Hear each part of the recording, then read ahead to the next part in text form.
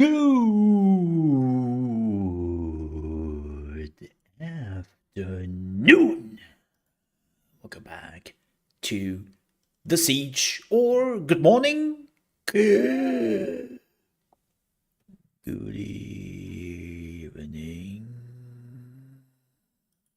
And welcome back. How are you all doing, folks? I hope you had a fantastic Tuesday.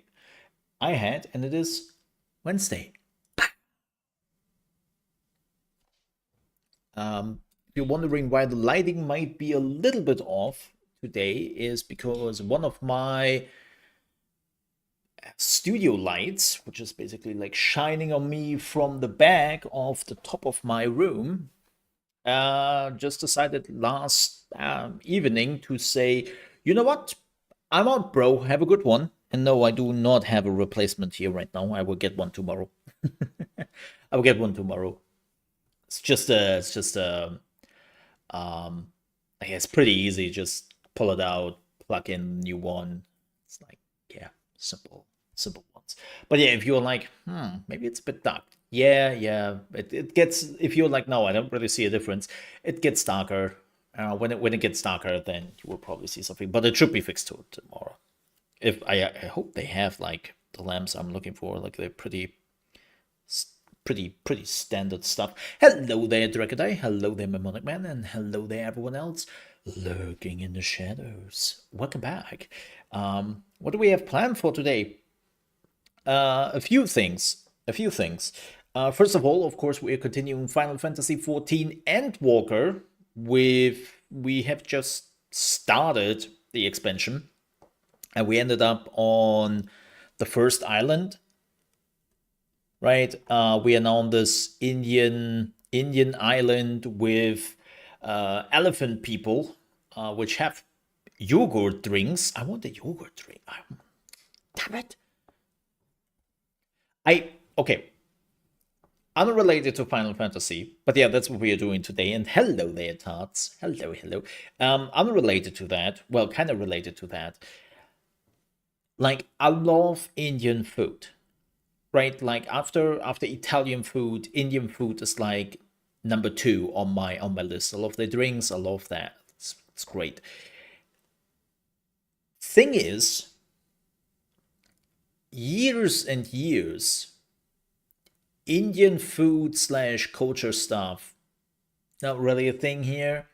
Like if you found an Indian restaurant, was like maybe 1 out of 100, and it was freaking expensive, right? Like, I mean, Indian food is a little bit expensive, more expensive here, anyways. But if you saw the builds on those restaurants, which are not nothing special, you were like, did I had a chef with a Michelin star? Like, what is going on here? um, but thankfully, over the past few, I would say 5, 6 years around that, um, Indian restaurants are becoming more common. We have also more Indian people. We were not really the go-to place for Indians. It's a thing. Like we were more the go-to place for people, especially from Turkey, right? This is why we have like the huge doner culture we have here, right? It's like, yeah, because we have like a lot of people from that region. But that has like a little bit changed in the last few years, and we get more people from India, and they are bringing their culture and their food and all that with them, which is great because also my supermarket around the corner here is now having a lot of East Asian ingredients and stuff there, which is great, and especially India, right, in that regard. And so we can finally do stuff. Like, let's be real here. Like, I would say about 10 years ago, the East Asia corner was literally rice and some Uncle Ben's sauces. That's what they saw as like East Asian food culture. Like rice and Uncle Ben's like finished sauces. That was it. It's a disgrace, really. And now they have literally everything there. Like they have all like the pieces you can make sauces from. Like you even get your cocoa milk, right, for cooking. They even now are selling like sake and all that in that area. You can literally get like sake imported from Japan, in like smaller bottles. It's like they really have like now. It's still not that great. It's still not that great. I'm very curious. So they have this East Asia area now, right? And then there is the small corner at the bottom, which is like Mexican food. It's like, how does that? How does that? Why did you? You could. Okay, okay. It's like they're trying. They're trying. Okay, they're trying here. I'm I'm I'm grateful for that. I'm grateful that my supermarket is actually now like, you know what? I think people like not just Italian food, not just our local food, but people, and we have more and more people coming, of course, from different regions of the world, right? So I'm actually kind of glad about that is happening more, right? And yeah, I'm somebody who loves to not always enjoy, but definitely loves to try out new food, right? And I have to admit, I totally admit that. Two reasons why I don't eat, no, actually, three reasons why I don't eat Indian food that often. The first one is pretty simple. Getting all the ingredients together, it's kind of crazy, like how much there is going into one food. And getting it right that it actually really tastes well, it's still tricky for me. It's still tricky for me. I completely admit that. It's definitely not something which I do easily. It's definitely a cooking area I'm struggling in, like Indian food. Absolute struggling with it still. Um, the second one is Indian food done right has this, it tastes absolutely amazing, but it still burns the two openings of your bodies which you do not want to burn. And you know exactly what I mean. So that's a bit of a like issue I still sometimes have to hit it right. Um, that's definitely a thing where my stomach is also sometimes saying, "Can you try something else?" Because this is, oof, oof, you are on your own, bro. Especially next day. Um, and the third issue, whenever you cook Indian food, you basically have the smell of Indian food in your flat for the next 2 or 3 days. You're not getting rid of that. Don't get me wrong, I don't mind it too much, but it's still like, yeah, yeah, I had Indian food 2 days ago. I can smell that. It's just lingering, man. It's just lingering. It's kind of crazy. Um, but yeah, so that's my reasons why I don't have Indian food that often. But I love Indian food. I love Indian food. Totally do. It's, now they have to bring more Mexican food here. Like they are slowly starting to have like tortillas and enchiladas and all that here, but slowly. And when I talk about slowly, I mean the finished crap. You know, and it's like, ew, ew. like my supermarket is trying to have like my supermarket has a pretty big fresh area. Like we have I think I showed this before, right? We have like a whole front for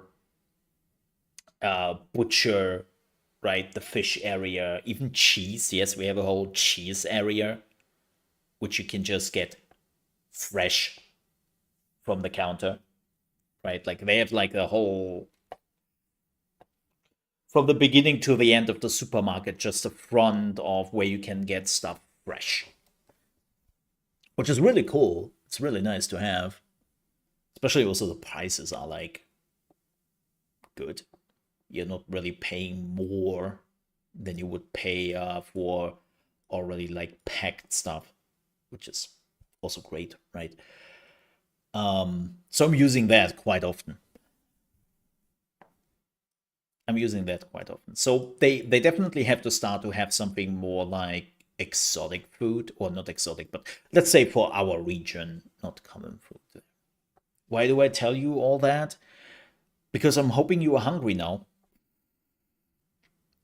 Get something to eat.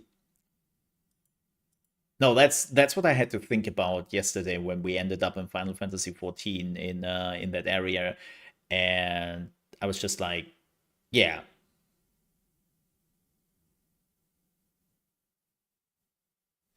yeah. So what are we doing today? Well, as I said, we have Mole in the Morning and Your Gaming News, which you're watching right now.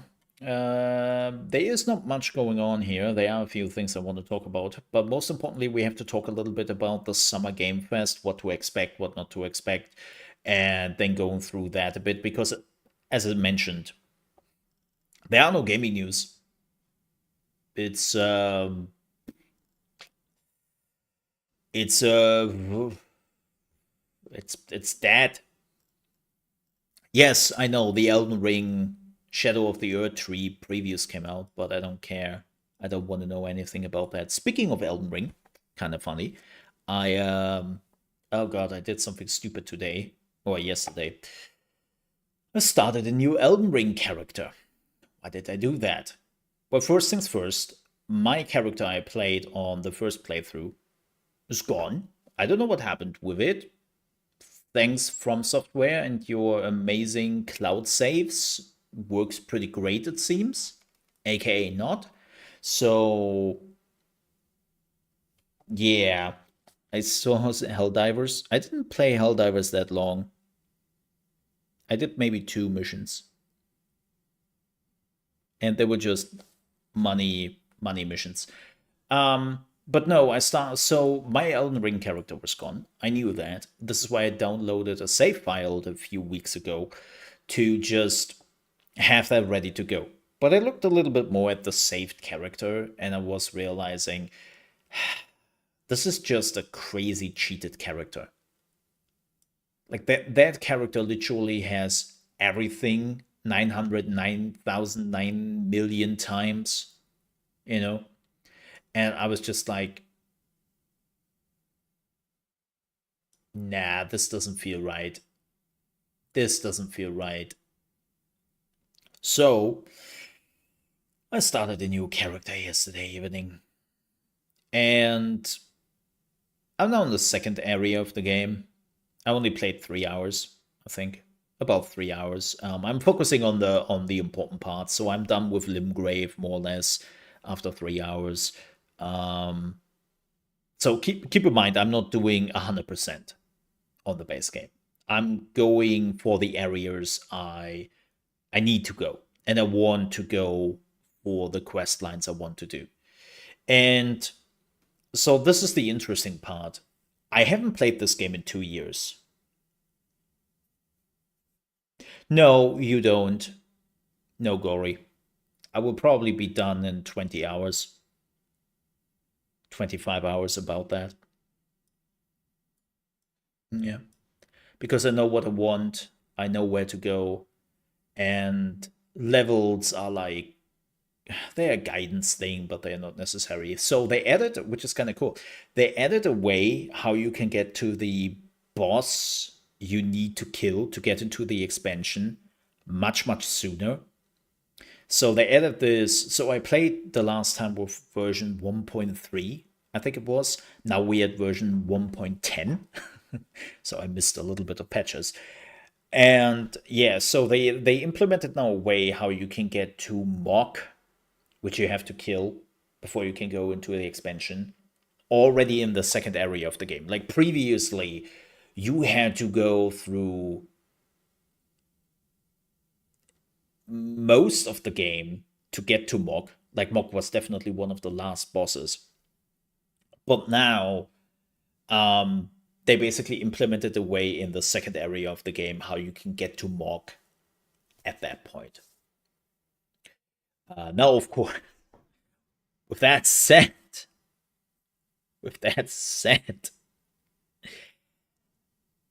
doesn't mean that you can immediately kill Mog. Because I think Mog is still like level 100. Well, the level range is about like a level 120, but I will be honest, here's the thing, leveling is kind of weird in Elden Ring because you can beat the game without leveling a single time. I know that is the end of the extreme. I know that's an extreme, right? People have done it with no equipment, no leveling, no nothing. But the point is, when you kind of know what the bosses are doing, when you know what you were doing, and I kind of see myself as an Elden Ring veteran in that regard, you can do bosses much, much sooner. Like, I did actually the first area boss with level 10. I started with a level 1 character, and I did the first area boss with level 10. I'm now level 40 nearly, because the more you are killing enemies and especially bosses later on, the more runes you get and the more impactful you are getting faster levels. So getting to those levels, if you do it right, is much easier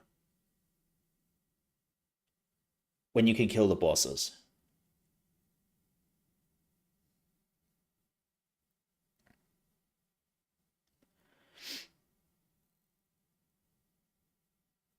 So that's what I'm doing right now.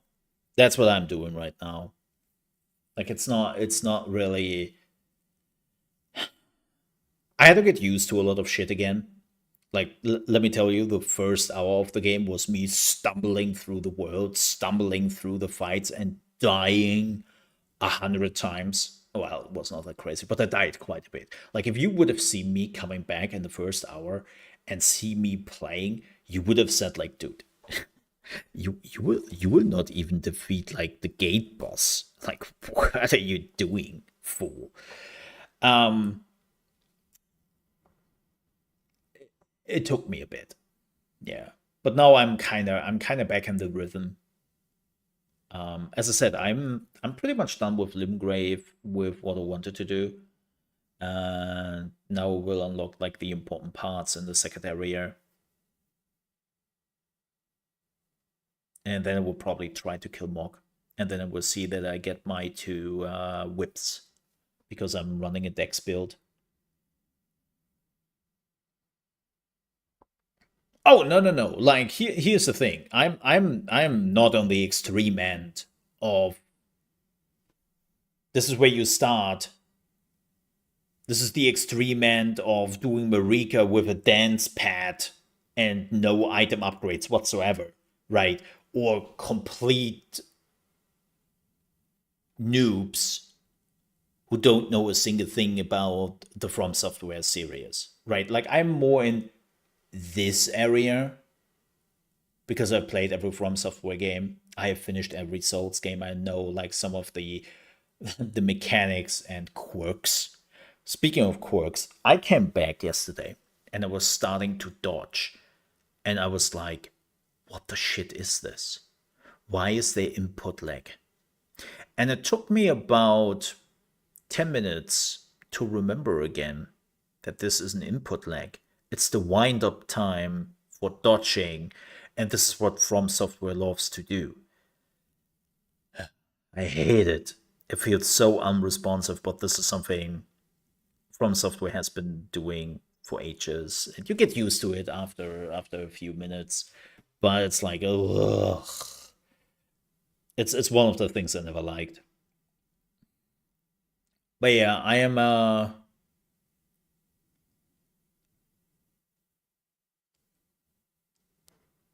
I'm pretty much. Oh, I have to get what's his name? Plate, Plate. I have to get the wolf guy because I want to do the Rani thing. Like I want to do what I did with my main character. Now I will not trigger the Rani ending because that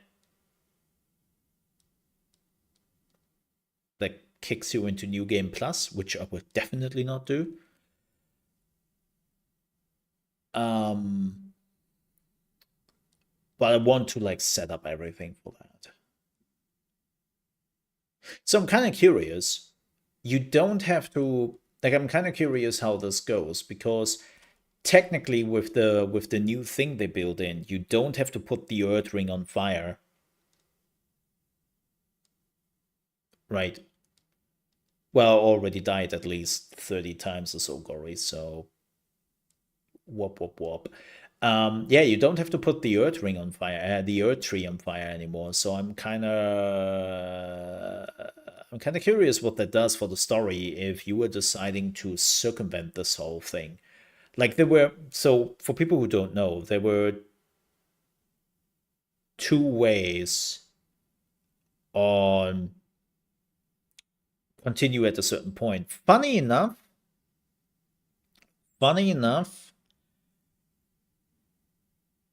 and they have never explained that. So this is totally spoilers, by the way. I know we're already in spoiler territory. Sorry for everyone who has been listening. But I set the Earth Tree ablaze. Not Malika. Malika? I think her name is Malika, right? The fake maiden, which is wandering with you, right? You have like because I got brandished by the three fingers, by the mad fingers, right? And I set it ablaze. And she was super pissed about this, right? Because her goal was to die there, and we took that from her. But here's the thing I got rid of the mad fingers. I got rid of that with the needle. And I triggered Rani's ending. But you never really find out what happens now with the girl because normally like as far as I know, right, when you are doing the mad finger ending, the three finger ending, she is showing up vowing to murder you, right? Like she is on your ass now.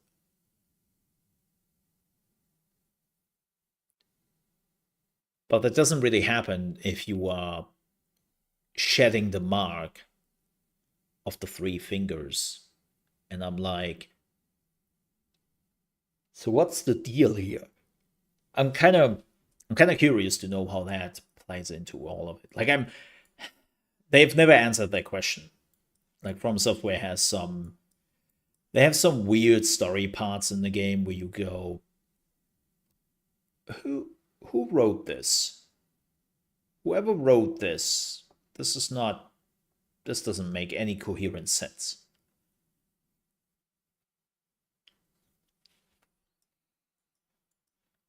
Like kind of weird. We will see how that goes. No, I will not stream it. I will stream the expansion. Here's the thing: when I streamed Elden Ring back in the day, nobody wanted to watch it. Yes, blaming you, all of you. Nobody wanted to watch it. Well, I also assume because everyone played it and everyone watched it, So maybe I will, like, here's the thing, depending on how far we are in the Final Fantasy playthrough, I might start the expansion a little bit later, right? Oh no, I was actually going quite well. It took me 150 hours to finish the game, but I did 100% run on Elden Ring. Like, I cleared everything there is to do. I literally did every single shit there is to do, which was not blocked by certain decisions. But I did 100% run with all the mini dungeons, all the bosses, all the enemies. Like, I like, yeah, it took me 150 hours. And I think it was also a 150 level, I think. Something like that. Yeah. Um, it was too long. I get it. Like, everyone was playing it, everyone was streaming it, and I don't have the reach to do such a things. Right? This is why I would not stream the Final Fantasy expansion when it comes out.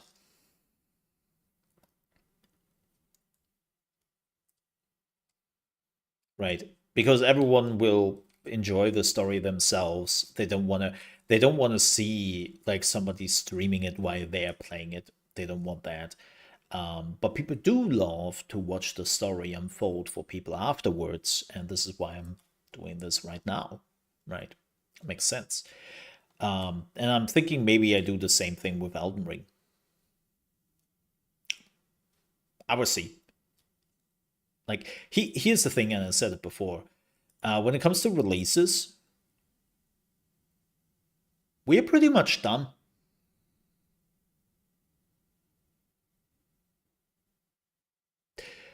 We are pretty much done with releases for the first half of 2024. Like, there's nothing really too much I wanna play. Like, as I said, we have the Elden Ring DLC, of course. There is Republic of Pirates I want to check out. Looks a bit like Anno. Um, but that's not a big one. Then we have Aska, which is coming out a day before Elden Ring. Terrace Land. I still don't know if I would jump into Terrace Land. I'm not sure about that. But again, this is all like small fries, right? That's kind of it. Yeah. I don't really think we have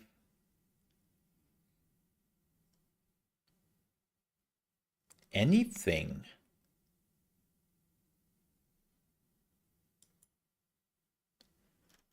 Yeah, not really.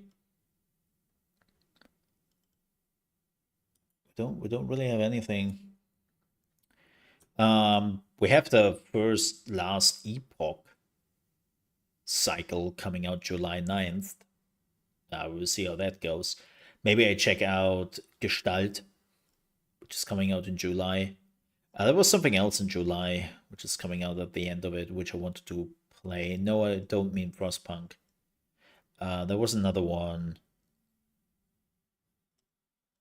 There was something else, and it's not on the list. I have to look up my other list. Um, but yeah, like, again, we're pretty much done. Pretty much done. It's all now like spore fries. Yeah.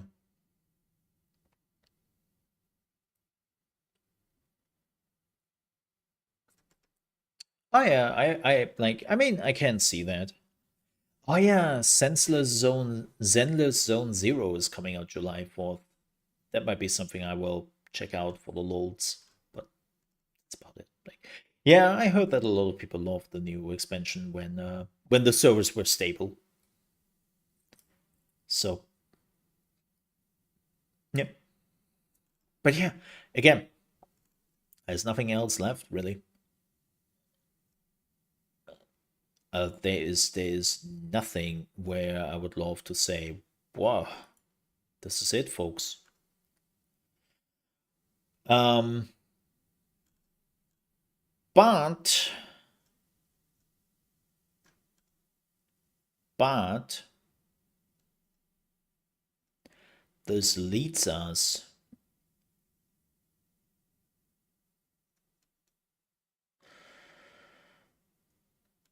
to what's next. So first things first, we have the Steam Summer Game Fest slowly creeping up on us, which is nice. Which is nice. I'm looking forward to that. Um, there will be quite a bit of games. I will probably focus a lot of survival and strategy games on the other channels so that they are like getting a little bit of love. There is a, by the way, there is a video coming up tomorrow, which is about Diablo 4 and the anniversary to look a little bit back on how was the first year for Diablo 4, where we at right now, what the future holds, and a little bit of a celebration. So yeah, that video is coming out tomorrow, and then we have the Summer Games Fest. I know we talked about this before. If you want to see like all the schedules of the things I would definitely check out, make sure to check out my Discord under the E3 schedule. There's a thing called the E3 schedule. I've also pinned the whole thing. And the first big one is the Summer Game Fest on Friday at 9 p.m. my time, which is 3 p.m. East Coast time and 12 p.m. Pacific time. And this is the Jeff Keighley show. Mm-hmm. It's the Jeff Keighley show. Let me see.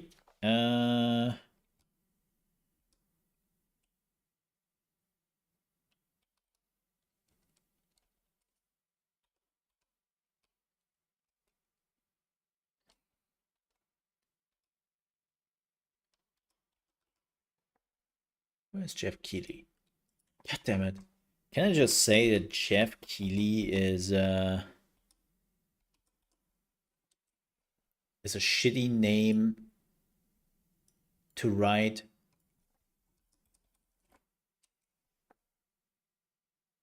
Um,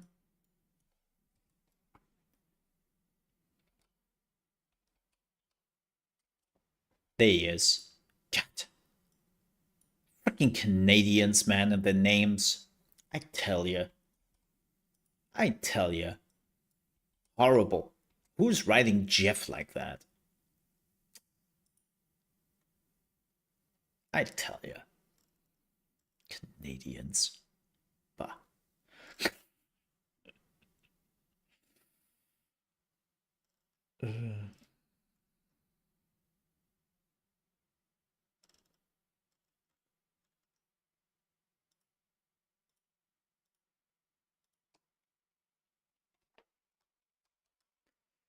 Um, but let's talk about what will be at the Summer Game Fest and what won't be. Now, keep in mind, there are some leaks out there. I don't care. I haven't looked at the leaks. I don't want to see the leaks because leaks have been like you first think leaks are pretty cool because it's like, yeah, oh my god, I already know things before everybody else does. Where in reality, it kind of takes away from the whole what to expect kind of deal, right? And I kind of I don't like that. I don't like the leaking shit anymore when it comes to those kind of things. Right? Like just don't I don't care. if people want to do that, don't get me wrong, you do you, right? Like totally. If you care for the summer Game Fest leaks and you want to know what's up, please be my guest. Like hit it. I just don't. I just don't. So, hey Slunko. Hi. Hi. Hey you little potato. How's the potatoing going?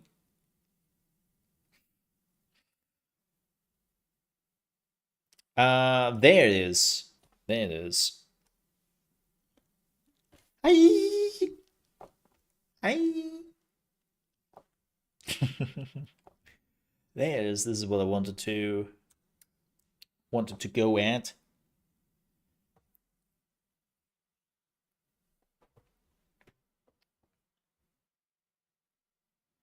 Small tato. Hey.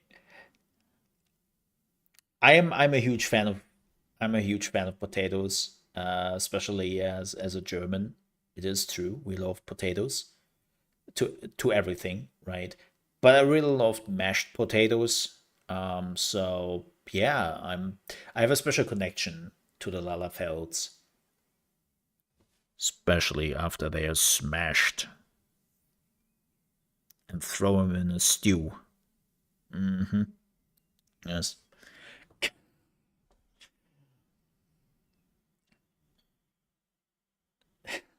Lalafelds. I will say this. When I first started Final Fantasy XIV a decade ago, my first thought about Lalafelds was like, oh, oh, this is questionable in some areas, and also halflings, gnomes, everyone. Didn't you had like better ideas? Now, after 10 years of playing Final Fantasy XIV, I have the utmost respect for the Lalafelds, and I'm actually kind of afraid of them. I'm kind of scared of them. Because it's like, whenever I see a Lalafell coming in with this smile and going like, hi everyone, no, friends. I'm like, no.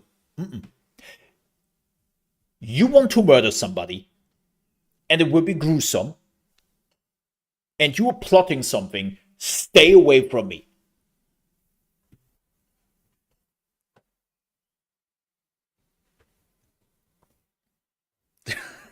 I have the utmost respect when it comes to Lalafelds.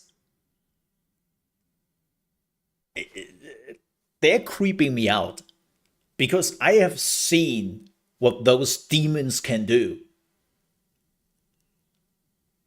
I have seen what kind of monsters they are. And I'm just like, no, no, no, no, no, no, no. When it started a year ago, has been the best. I can see that. Knee high and vicious. Yeah. Respecting Lala's wrong choice. It's not respect. It's more like a stay away from me, please. Thanks.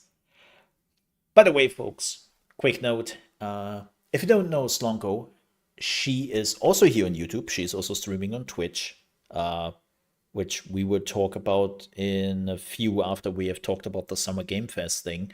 Because Twitch wants more money from you and it wants that more money now. And don't ever forget, you are just a bitch to Twitch. So, yeah, yeah. But that is a different topic because that is not a good topic. A good topic is to talk about Slonko. As I said, she is also on YouTube. Definitely send her a sub. She is focusing on a lot of retro games, a lot of Nintendo stuff. She is my my personal go-to Kirby enthusiast. She's very enthusiastic about everything regarding Nintendo, or most of Nintendo. Donkey Kong, for one of the things. But when it comes to Kirby, I basically have a soulmate in her, and I just know that if I feel down that day, I just have to look for something Kirby related, and I know that Slonko is already on it, and I can just fangirl with her in spirit over all the Kirby things, right? So definitely give her a sub if you haven't yet. She is doing some really heartwarming content. I think in a day and age where a lot of the YouTube videos are kind of bleak. I mean, my content is kind of bleak. Let's be real here. My content is kind of bleak. And if you just need something where you can watch for like 20 minutes or so and come out with a smile, just go like, yeah, I see some colors in my life again. Holy shit, this was great. Definitely shoot her a sub. I would appreciate that. And follow her on Twitch because she is now streaming on that dark side of the internet. I don't know why you were doing this to yourself, Slonko, but I mean, you do you. No, I get it. Like, YouTube is shit for streaming. Let's face it.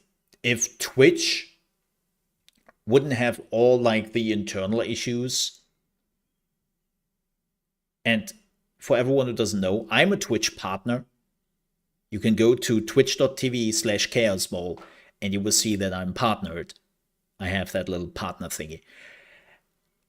And I don't want to be there. That's how much I feel about Twitch as a platform. As I said, granted, YouTube is kind of ass for streaming. But at least YouTube's issue could be fixable. Let's be real here, Google will never fix it. Twitch's issue will just get worse, and I don't think that they are fixable. Like I said it before, and I will say it again.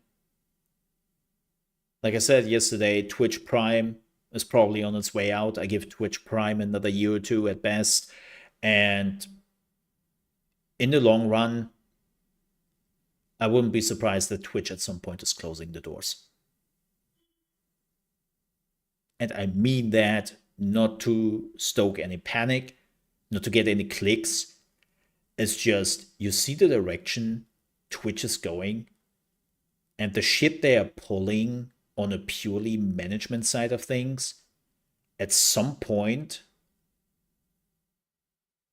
if Amazon ever feels that the value for Twitch is not there anymore, Amazon will be immediately just say, okay, no, thanks, I'm out.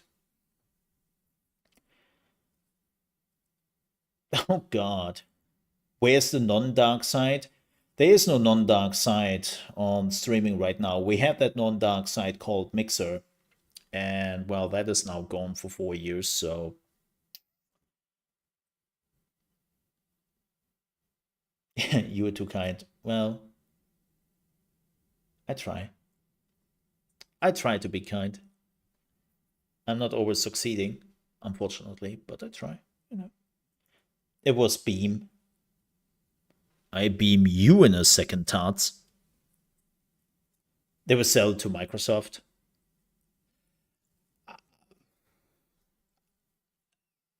You know what, Gory? A few years ago, I would have called you insane. Nowadays, I'm not so sure.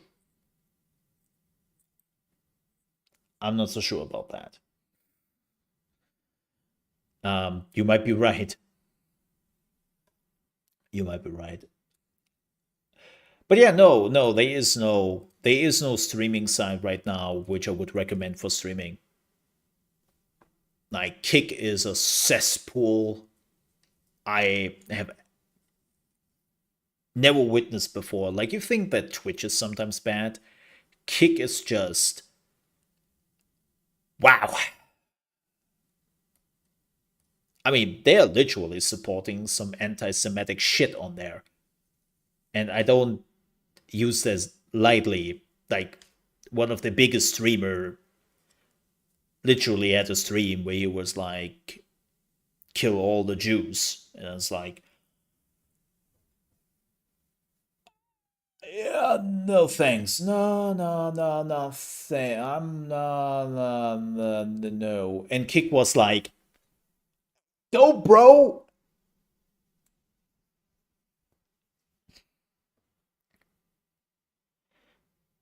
Like, ooh, no. Like, Kick is just, oh, no thanks.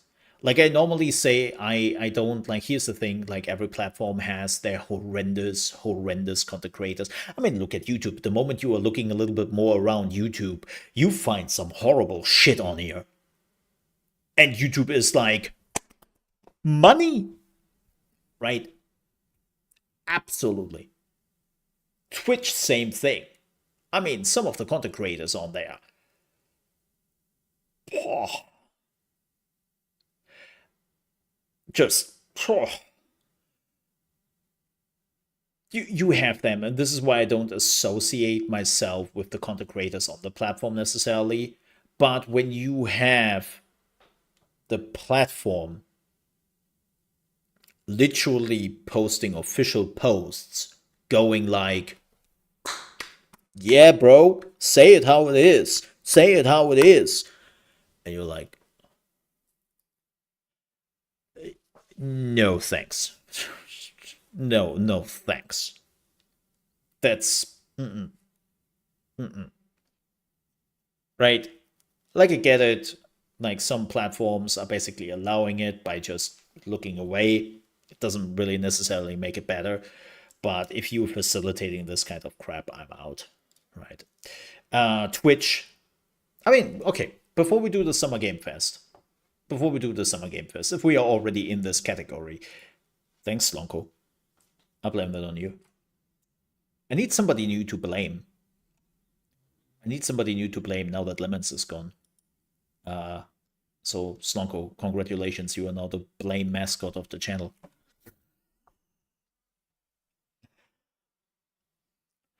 That's a thing now.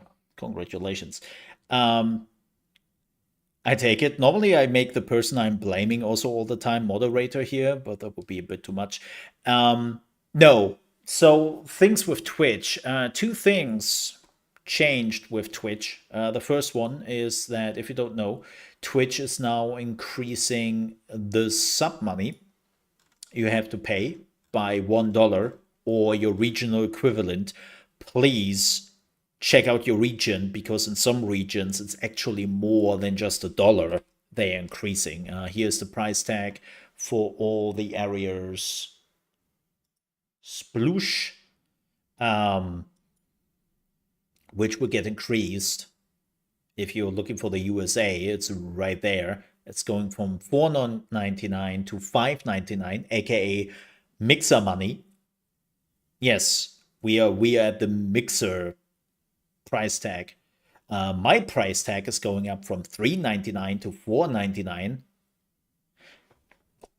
It's I don't know why they're doing this to me. Those bastards. No, I don't. Like they are just increasing the prices in euro. And if you're wondering, wait, why is euro lower? Because Twitch is actually a company which is taking the euro as the stronger currency to the US dollar. No, also taxes. Also taxes. We keep in mind that we also have like still taxes coming on top of that. After we push the button for $3.99, basically another thing plops up and goes like, "Oh, we realized you live in Germany. Well, it's time to pay your taxes." So it looks like we are paying less. In reality, we are not paying less. That's the thing. But by increasing the price, the only light at the end of the tunnel here is that even though they're increasing the price by $1 slash euro, you will also get more money as a streamer. Right. So 50 cents go to Twitch, 50 cents go to the streamer, and again, depends on in which bracket you are in, because they now have like different tiers of partners, if you don't know about that. So the higher your tier of partner is, the more you are getting out of this. I think the highest is 70%, right? And yeah, I think like this is the thing. So if you don't know about this, Mixer started with 5.99. Mixer started with 5.99. And tons of us partners advocated to turn it down to 4.99 because people were not subscribing. People were not subscribing. 5.99 was a hard bargain for a lot of people. So Mixer changed it to 4.99 in the last year of its existence or something like that, which meant that yes, people made less money from it. Now I was unaffected by it because I had a fixed rate with Mixer, which was pretty nice. But nonetheless, 5.99 for one channel is quite a bit. See, this is one of the things I do not understand. Why they not take the YouTube route? On YouTube, I can just make my own subs. I can make my own sub tiers. I can just say, okay, pay money. By the way, I'm thinking about adding a basic tier at some point to my channels, which will probably be $3.99. I'm thinking about that because I want to see how this goes. But right now I have a $4.99 sub and I have a $9.99 sub. Right, and the $9.99 sub is literally just for people who really want to go above and beyond, right? But there is nothing really to it. Like you're not getting more out of it. It's just like another step of, hey, if you're swimming in dollar money, right, and you want to give me a little bit of that dollar money, you can do that. No, that's on the Mole Under Management channel. The Mole RP channel is not eligible yet. The Mole Under Management channel is it. Yep. I'm hoping I'm getting the Mole RP channel and this channel to the point that people can also sub to that at some point. Yes, that would be nice. But yeah, it's the Mole, it's the Under Management channel, which has subs active. Yep. Yep. But yeah, this is a lot of money. Also very important, if you are somebody who receives good old Twitch primes on the Twitchy, keep in mind that since Monday, the value of a Twitch Prime has decreased quite a bit. A Twitch Prime is now worth, what is it, €2.25 or US dollars before taxes, of course. Yay. And yeah, this is the first decrease people are now getting from a Twitch Prime. This will probably not be the last. I wouldn't be surprised if next year we will see it going down to €2. And then another year down the line, I wouldn't be surprised if they are slowly but surely fading it out.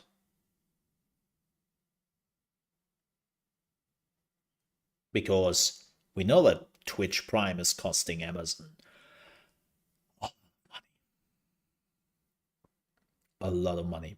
Like they are subsidizing a lot of streamers with it. And don't get me wrong, I like that. Like Amazon has enough money. Like they can pay a few millions to streamers. But they are a big company who are not here for charity. Let's put it that way. They're not here for charity. So if they have the feeling they're not getting anything out of the Twitch Prime anymore, they will kill it off. So yeah, this is the first step that now Twitch Prime is less worth, and that is in the US. To make that clear, that is a US Twitch Prime, which nets you $2.25.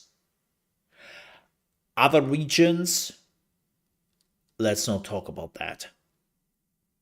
Like, literally, if you are now getting a sub or Twitch Prime from, let's say, Turkey,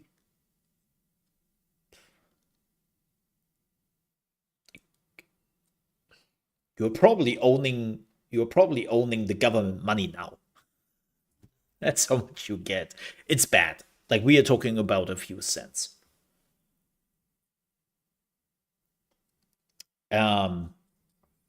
It's bad.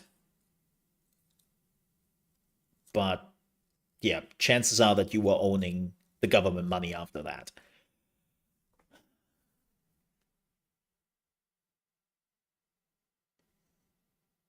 Yeah, but keep in mind that Twitch Prime is also Amazon Prime at the same time. So they are subsidizing a lot of other projects and programs around the Amazon like ecosystem. And when they realize they have just some ecosystems which are more worth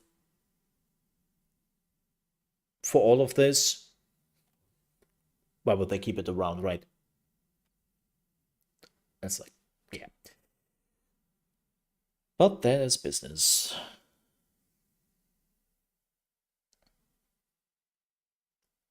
Sure, but that doesn't stop them to make decisions and cut the money they're giving to streamers. So my point is, Twitch has unfortunately made some more decisions which are not necessarily beneficial for the streamer or for the viewer, especially if you're somebody who is supporting multiple channels.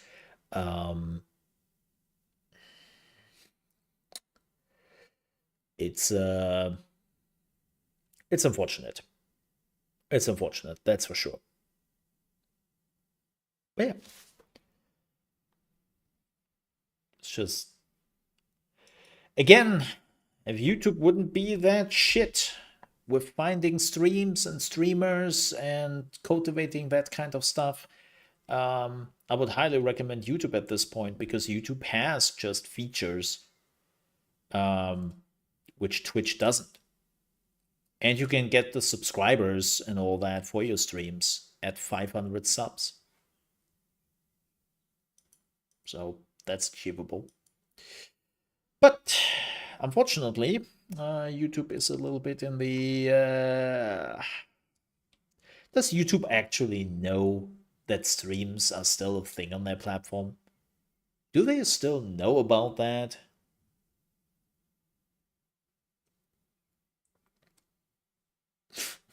Is YouTube even aware that we exist? Tots. Tots. Let me show you something. And this is actually what makes it worse. Let me show you something. So this will be your shocker. This will be your shocker. Right.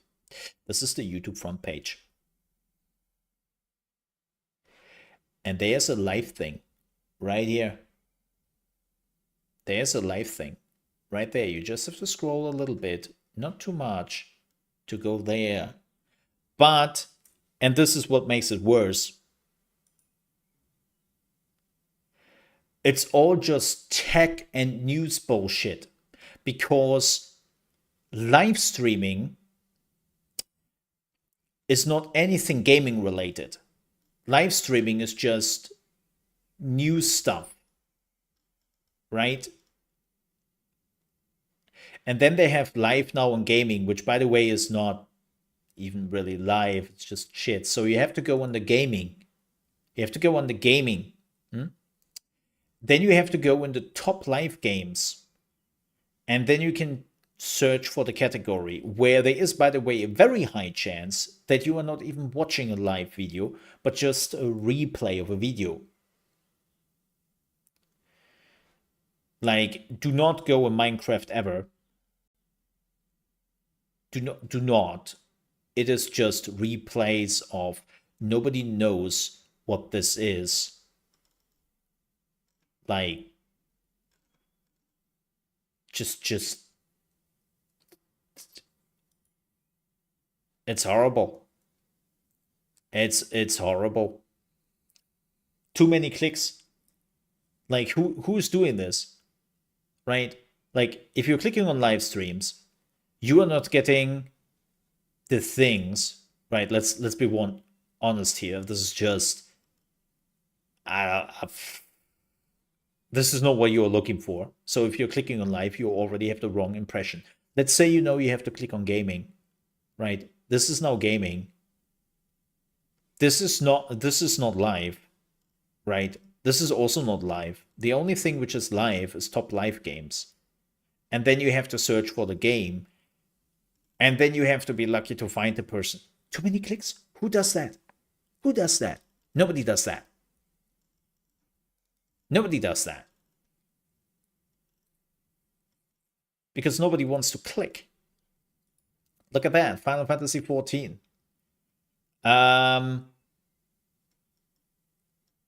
Where's my shit? My shit is not even popping up here because I don't know. YouTube loves to show me all the Japanese streamers first. I have absolutely no clue why this is showing, but the rest is just Japanese, my region. What? What? What? What? And yes, I'm under the right category. Before anybody is asking, I'm under the right category. I don't know why.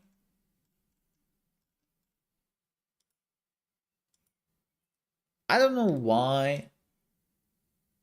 I have no clue. Let me see. Let me go into my dashboard thingy. And yeah, stream language English. So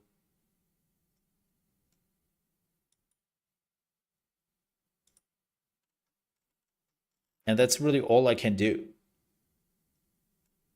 Oh, stream location. Let me see. Let's say Europe. Okay, let's save that. Maybe that was my mistake. Who knows? Let me see. Oh, hey, I'm still not showing up. Like again, the only thing which you might be lucky that somebody finds you is by the algorithm is supporting you. Like, how is this possible? I'm not showing up even worldwide. And I am under Final Fantasy XIV and I am under gaming. I'm not even. Okay. You know? And if you think, well, maybe YouTube is hiding your stream, no, YouTube is very adamant in recommending my stream every time I'm going into normal search. So I'm popping up there. I don't know how this works for live streaming. I really don't. I have like again, YouTube has its own bullshit to go, and yeah, just to make this absolutely clear, like YouTube has its own set of problems. We could sit here for the next 20 minutes and just talk about it. They are vastly different from Twitch, though. That's the interesting part. Twitch has completely different problems. And they're kind of the opposite. They're kind of the opposite of what YouTube has. It's funny how this works. You're curious now? I think you were just like, if you're searching, you might be shown. It's just, yeah. So, welcome. Welcome to YouTube, I guess. But here's the thing, I said this before and I say it again. A lot of the stuff I'm doing now, when it comes to streaming, is in mind with how can I make a long format video out of it? How can I utilize that? So when I do a live stream, I always have in the back of my mind, how can I utilize this maybe for a long format video? This is why all my Final Fantasy videos are, by the way, not just the live streams, but I cut out the mole in the morning thingy and just upload my Final Fantasy XIV playthrough as a normal playthrough on this channel. The first episode is, by the way, up. So, yeah.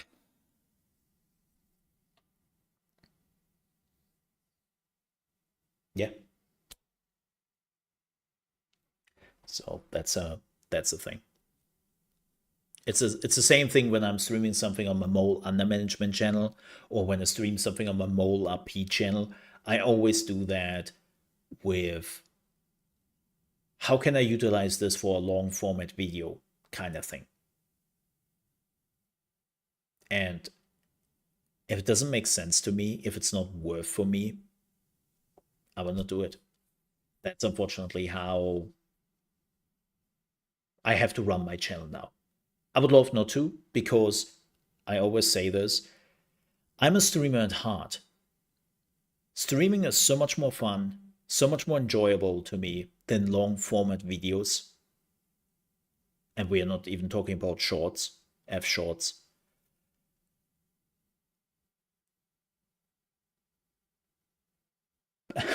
And I will use a meme here. In this economy,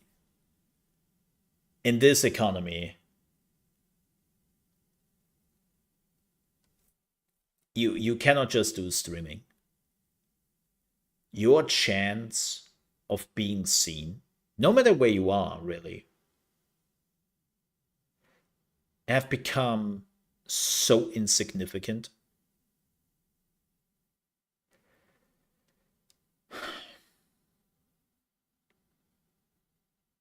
that streaming only is just not worth it. And keep in mind, this is my opinion after 7 years of streaming. Oh my god, is it 8 years? It's nearly 8 years now. After nearly 8 years of streaming. I was a mixer. I had success on Mixer. Like, I was one of the biggest channels on there. And then I kind of thought I could just take what I learned on Mixer and transfer that to the other streaming platforms I was on.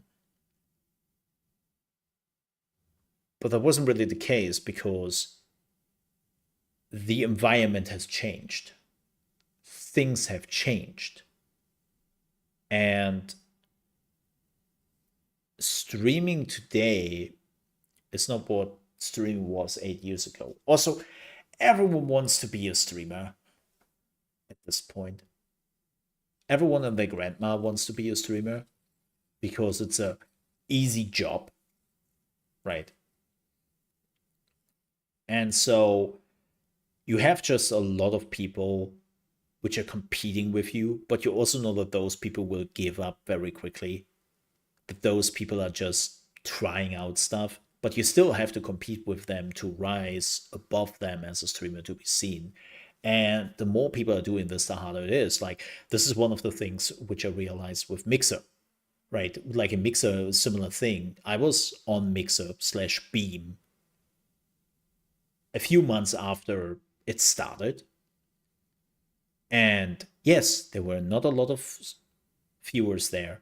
There was not a lot of streamers there also. But it helped me to establish the channel early on and then grow from there.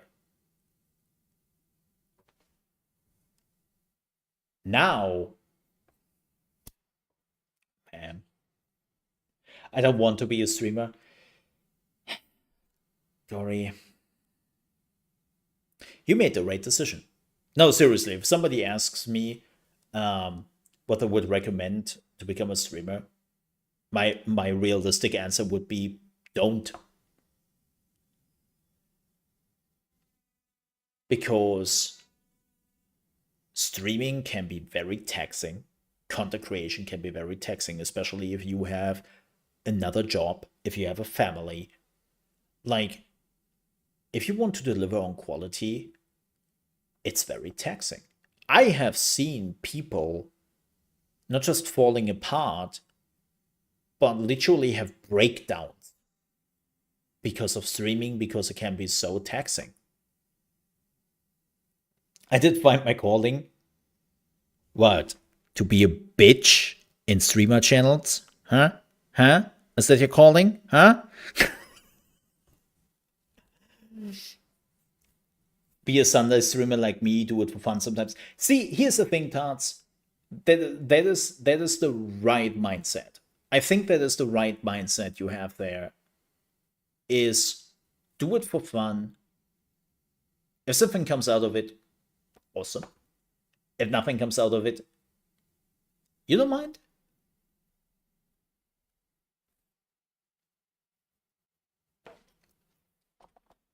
You don't mind. And I think that's the right way to go. That's what I did. I mean, this is what I'm now kind of also doing with my streaming. Yes, I'm looking to, when I do streams, I have those long format videos in mind to a certain degree, but it's also just fun for me at this point. Like, I don't see streaming as the income for me anymore. Well, I can't. um, Regardless of that, thank you for all the people who have tipped me over the last few months, who have been subscribing to my channel, like all the people who have been going above and beyond. Like, thank you for that. Like, seriously, I have. It's still, even though I'm doing this now for 8 years, I don't take a single cent I'm making for granted, because I'm in this mindset of this is kind of insane. Like, yes, you entertain people, you give them something for their free time, but you also get paid for that. Like, what do I really add to justify that? Is sometimes my thought. And I know that's maybe imposter syndrome and all that. Who knows? But it definitely crosses my mind more often or not. Like, what am I really adding to the lives of people watching me that they are willing to give me money? This is every time when somebody is tipping money to me, when somebody is subscribing to me, like, or continue to subscribe to my channel. I'm really grateful for that. Like, seriously. Like, I know some people sometimes see this as an act. And they're like, oh yeah, the streamer has to play this crybaby right now who's like close to tears, because if he wouldn't do that, he wouldn't get the money. No, I am genuinely disturbed by the kindness you folks show in supporting this little channel of mine, or channel, because we have no more. Right. I am absolutely aware of that. It's insane. So thank you for that.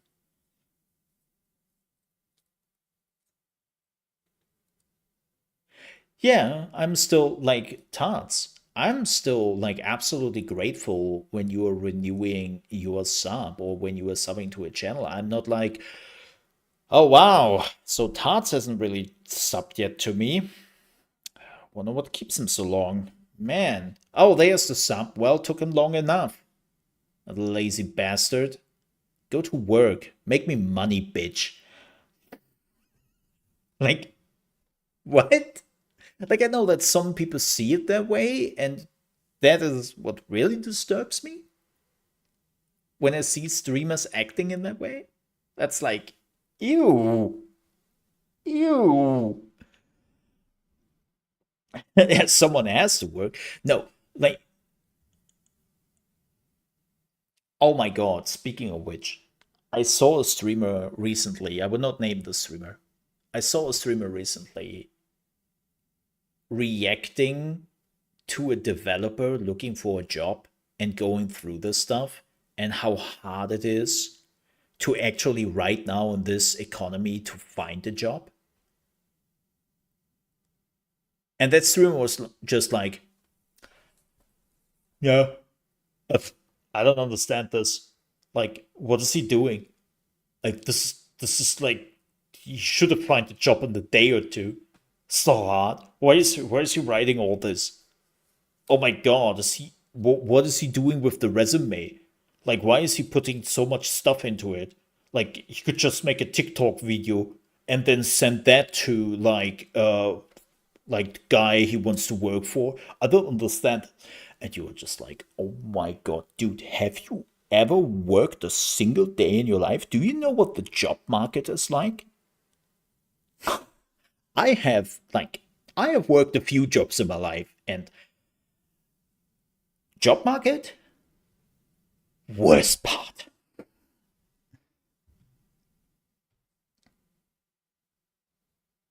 It's like, ugh. Yeah, it's hard to find a good job, right? If you have some expectations, right? And if you well, one of the expectations is to get paid enough so that you can survive. Apparently nowadays, that's a thing. And good morning, Sakura. How are you doing? It is good to see your pink lizard face. Be careful, Sakura. Be careful. I have seen videos. I'm not so sure about that sometimes. Be careful about that.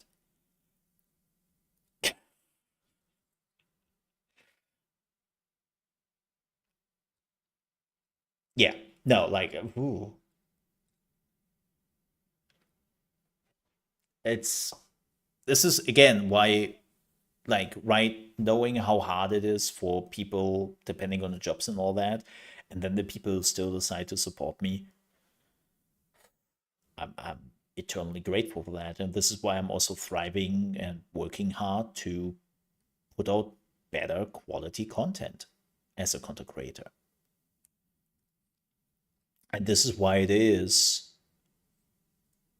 sometimes devastating when you make a video, you put a lot of work into it, and then the video gets 0 views. Now, at this point, I have learned to learn from it, right, and don't do that mistake again. Like my newest Mole RP video about the Summer Game Fest and some of the role play games I would love to see at the Summer Game Fest. I think after a week made 10 views, if I'm not mistaken. 10 views.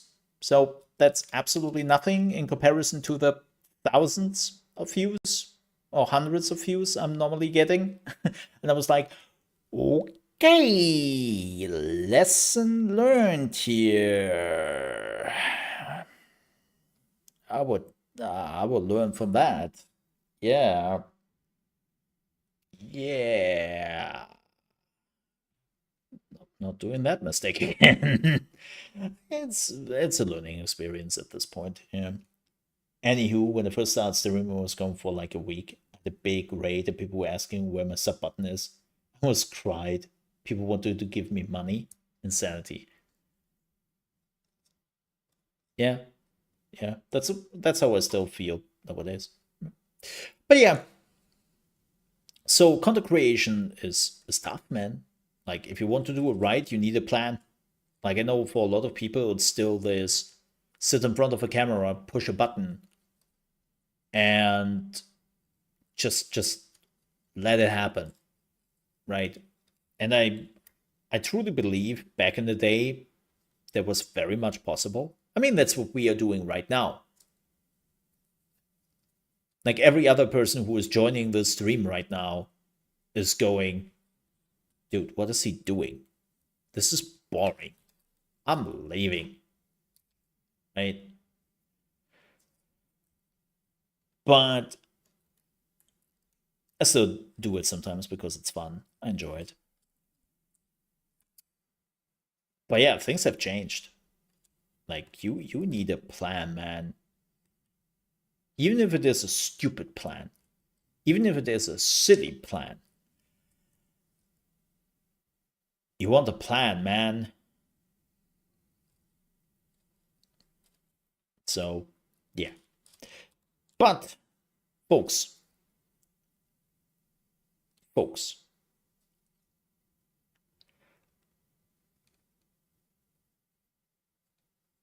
oh, Slonko, Slonko, Slonko, Slonko, you're still here? You're still here? You're still there? Hello? Slonko is probably drinking a coffee right now. And it's like, what? Oh, she's gone. I am. Cool, cool, cool. Here. Coffee? I I don't have coffee. That was probably one of the reasons why I now have an ex-girlfriend, right? Because I didn't have a coffee maker and I didn't have coffee. No, I'm kidding. I do not have a coffee maker though. I don't have a coffee machine.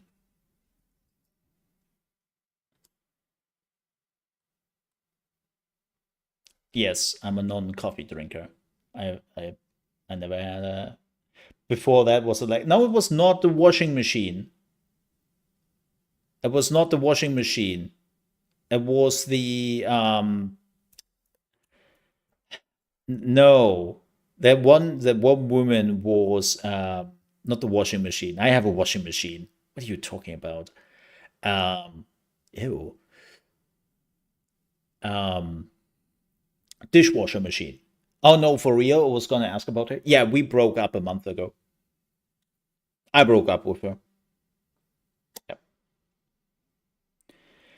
Yep. No, no. Yeah, I talked about this in length and all that. TLDR is we wanted very different things out of life, and I think I wasn't in the position to give her that what she wanted in the end. Especially when it came to family, right? And she had some very specific goals there, and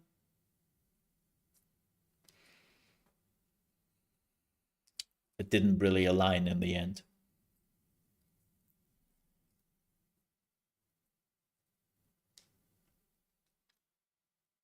Yeah, I'm doing all right. I'm doing all right. I'm like, especially now after a month. Um, it was just, yeah, it was unfortunate. Like there were just like a lot of things. We are still, by the way, we are still in contact. It's not like this didn't end on a bad note.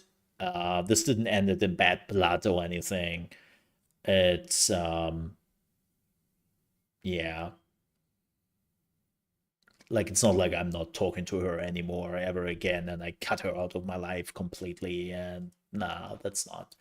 I also hate when that happens, right? Like I have seen relationships where both parties were just hating on each other. Ooh, nah, man, I hate that. So yeah, no, it's just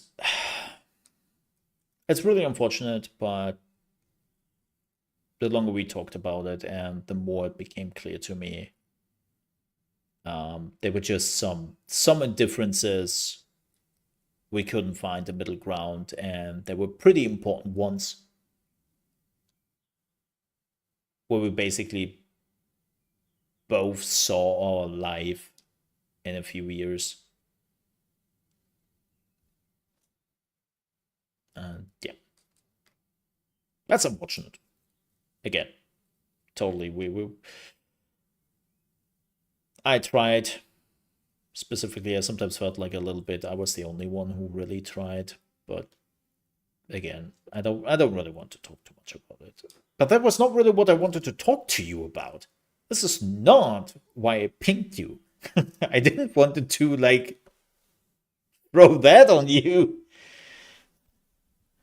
Holy shit, I'm so sorry.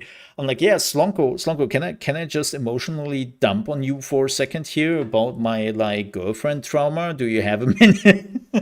That was not what this was. I'm so sorry. Slonko is like, dude, for real? Like this is why he pinged me? For this shit? Bro. No, what I actually wanted from you is so the Summer Game Fest is coming up. Do you watch any of the events? Probably more specifically the Nintendo Direct, maybe? Or any of the events? And second, are you looking for a co host? Wink, wink, notch, notch. There we go. Do you have a year? See, no, like my emotional trauma is with my therapist, right? Like that's what I'm paying a therapist for, right? Like to dump all my emotional damage over the decades on that person. And yeah.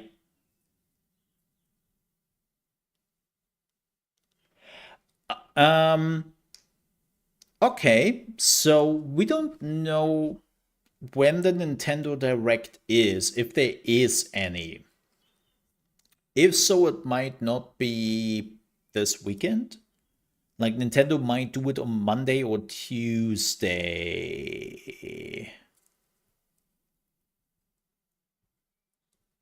So maybe if that is still doable. Like the problem is Nintendo has always some weird times, right? Like Nintendo is always like, yeah, on Tuesday at 9 a.m. East Coast time. Let's go. It's like, okay. Yeah. Yeah. Okay, you are out of town though. Okay, if maybe the Nintendo stuff, if something is coming up, we don't even know. Like the Nintendo Direct right now is a rumor. So let me DM you. DM me. Are we? Do you want to DM me on Discord? Do you? Are we friends on Discord? I don't think we are friends on Discord. Uh, Let me add you. I blame. Oh, you are the new blame person. So I blame you on that. Is it just Slonkobomb? Is it just Slonkobomb? The usual? Yes. Let me see. I did send a friend request. I it's with the O's, right? Oh no, sorry. It's with the zeros. That was the dumbest thing to say. It's with the O's because O is sometimes zero in English. UK. Wait, yeah, zeros. I was going the O, and then I realized no, it is about the O's. That's a bad example. No, I did send you. I mean, if not, it's just ChaosMole. It's literally just ChaosMole. There is nothing to it. It's just ChaosMole.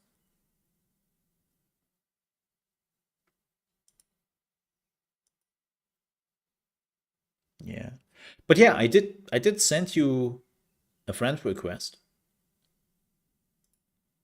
Oh, there you are. Oh no, no, no, no, I sent you. Yeah, yeah, yeah, yeah. I sent the right person. I see your name, I see your picture, which by the way, I love that new picture. And we are now friends. Friends. Whee! Friends. All right, awesome. Let's talk there. Yes. Yes. Let's do that. Back as you were. Back as you were. Enjoy your coffee. Now, let's go actually I mean, I love Shiver. Like Shiver is the greatest of all the Primates, and also she is ice cold. You know, instead of saying she is hot, she is ice cold because I show myself out. I show myself out. I just show myself out. That wasn't even funny. That was just creepy. I show myself. I love that picture. It looks great. Like seriously, I love it. I definitely had to get used to it for a second because I'm somebody who goes by pictures, and every time somebody is changing the picture, I'm like, huh? Who dat? Some things never change. Shut up and get out of it. All right. Business. Well, let's talk about what we will see at the Summer Game Fest, hopefully. This is Les Partners of the Summer Game Fest on Friday. Are you also gone on Friday already, Slonko? Oh, well, we are talking about that in the DMs. We will talk about that in the DMs. Yes. So this is the first round. Funny enough, they have never posted the second round of partners for the 2024. And Jeff Keighley also made it very clear to temper your expectations a bit. There will not be one last big thing. And also, like some of the crazy things like Kingdom Hearts 4 will not be there, and some other games. So if you were somebody who awaits like GTA 6 trailer, Kingdom Hearts 4 trailer, or whatever crazy shenanigans you had in your mind when it comes to like a game you were really looking forward to, it might not be happening. It might not be happening. Yeah. So he definitely tempered the expectations already a little bit. And this is the developers we will see. We have 2K. So 2K is interesting because 2K has already said that they will be with a beloved franchise. And I know my stupid cam is in the way, but think about 2K here. There's 2K here, right there. They said the beloved franchise will be shown for the first time right there. Now, my money is on Civilization 7, right? We know that they are also working on the new Mafia game. If you do, please let it be good. Mafia 3 was so shit. I'm sorry, man. I was really hyped for Mafia 3 because it was in the 60s, right?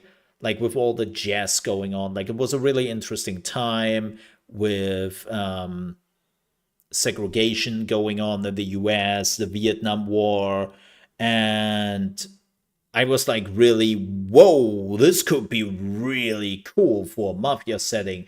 And then you play Mafia 3, and it's this. What is this? Oh boy. What is this writing? The writing was just shit. I'm sorry. The writing was not good. Whereas Mafia 1 and Mafia 2 were fantastic in the writing, and then Mafia 3 came around, and you were just. I think they tried to be a little bit closer to GTA, and that didn't really work out.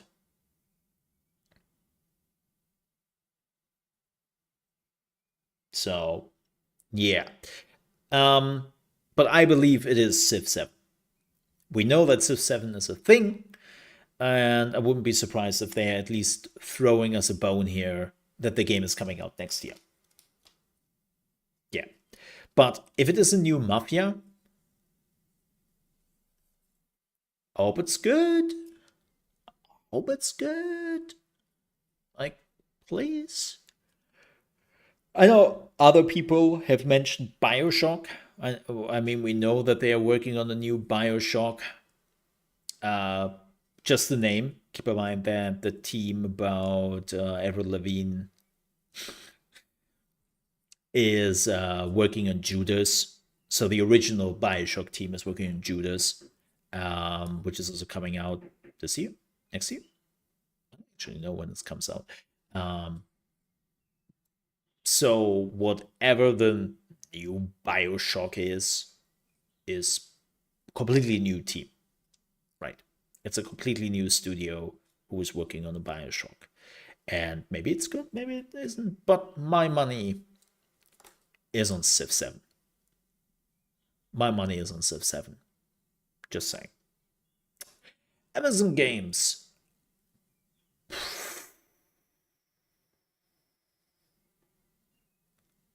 Probably just some updates on their already MMOs. We might see a release date trailer for Kings and Liberty, Crown and Liberty, right? Which I'm not hyped for at all. Like, that game is close to dying in South Korea, and the game is just a few months old. The people are not happy with it at all. It's, yeah. Which is probably why NCSoft is there.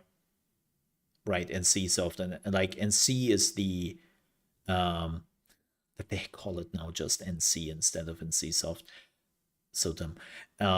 They're the developer, and Amazon Games is the publisher. Probably New World will get an update or a new expansion announced. Wouldn't be surprised about that. But that's all I can expect from them. The Lord of the Rings MMO is still years away. Keep in mind that they started the Lord of the Rings MMO years ago, and then they completely canceled it because Tencent bought a stake into the company which was also working on the Lord of the Rings MMO, and Amazon had nothing of that, so they canceled it completely. And now, I think last year, they announced that they are now working on a Lord of the Rings MMO again on their own.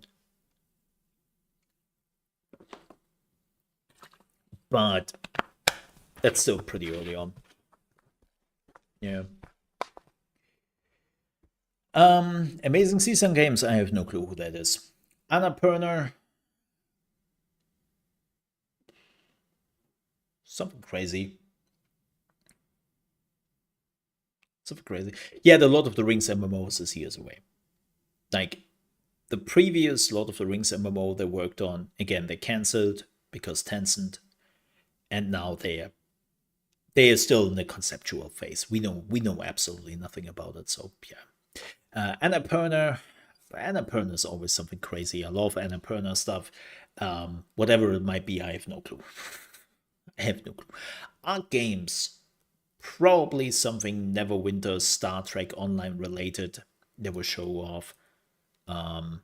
That's what they are doing. Maybe Torchlight Infinite, something Torchlight maybe. Atari, a new roller coaster. I don't know what Atari can show there. Look, at this point, I don't even know what Atari is owning now. Something. Who cares? Bandai Namco, Tekken 8. It will not be Elden Ring. They showed us the release trailer. They showed that. Well, there will be another release trailer. Maybe they now have the previews for the Elden Ring DLC, but I'm pretty sure it will be the Tekken next DLC character. I'm pretty sure that's what they are showcasing there. Anything new from Bandai Namco? No. Oh, maybe something from Night Dive. Yeah, that could be. Good point, Sakura. I have played Lord of the Rings. back in the day, before the first expansion even came out, and I played Flag Guy. Mr. I throw my flags around. Like a bit of paladin, a bit of like flags with buffs. I completely forgot what the name was of that class. I don't even know if the class still exists as it did back in the day. I have I have to admit, back in the day, Lord of the Rings online was such a letdown to me because I'm somebody who only knows Lord of the Rings from the movies. So I came into this MMO with the expectations of the movies, and there was nothing about the movies in this MMO. Because they had the book rights, and I was just okay. Uh, no. Bloomhouse. This is a new studio. I don't know. I don't know what they could show. Something horror related. Who knows? Bokeh Game Studios.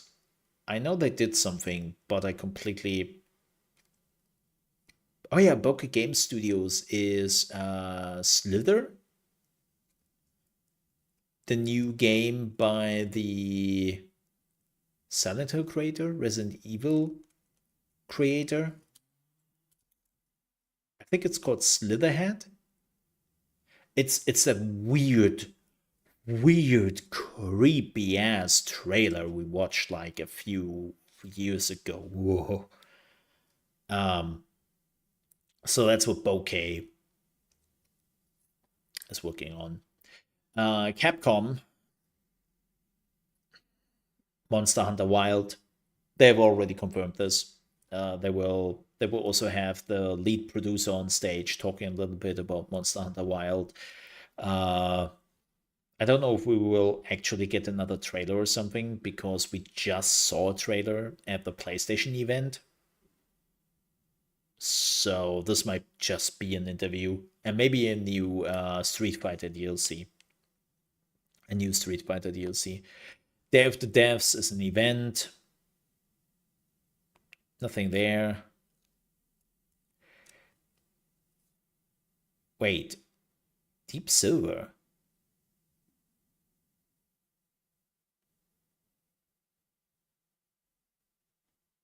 Am I? Oh, that's weird. That's weird.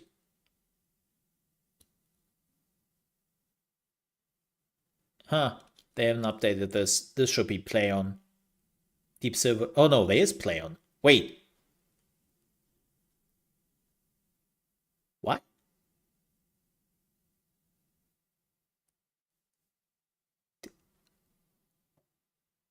That's weird. Same thing. What we will see. I've actually no clue. Probably Titan Quest. Probably Titan Quest.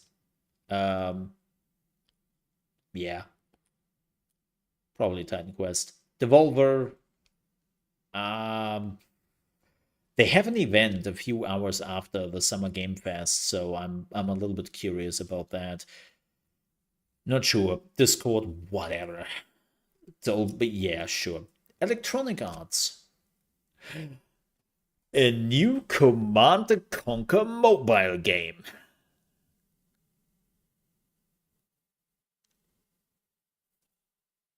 Please shoot me. Um, no, seriously, they will probably showcase college football.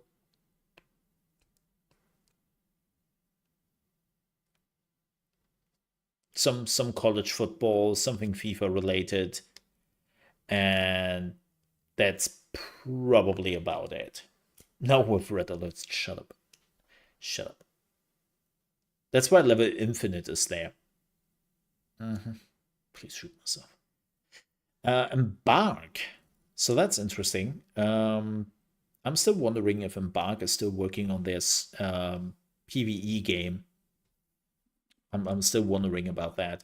If not, this is the finals. They will probably announce a new season here for the finals. That's that. Epic Games, something Fortnite. Let's face it. Something Fortnite. No. No. Wait. Alan Wake 2 DLC. Alan Wake 2 DLC. Which I'm absolutely hyped for. I cannot wait to continue to play that. I cannot wait to go back to it now, especially with the new CPU. I'm also hyped to play that in a much more stable condition. But yeah, they have already announced that Alan Wake 2 DLC will be there. Epic Games is the publisher of Alan Wake 2, so I'm like, oh yeah! I loved Alan Wake 2. I loved Alan Wake 2. I didn't like the combat of Alan Wake 2 too much, but it's the small things. It's the small things. I'm curious. It's Night Springs, right? Like the DLC is Night Springs. So maybe we are getting a little bit of a control thingy. Like we know that Control 2 is in the works, so probably the last DLC will we know that they will focus on the Control outpost, which was at Cauldron Lake, and they lost. And that's what they will focus on in the second DLC. And that would probably be a pretty good cut to Control 2 if they're going for it. Yeah. So I'm still looking forward to that DLC. Focus Entertainment, Space Marines. Space Marine 2. Right there. Injected into my vein. Funcom, Dune. Sakura, have a wonderful stream. See you soon. Thank you so much for stopping by. Always appreciated. Have a good stream. Bye. Yeah, Funcom will be there with Dune. Yeah. I mean, if you haven't seen it, I was in the last Dune trailer. It's on their Twitter if you're looking for it. It has been a while now. I think it has been 2 months since they posted it.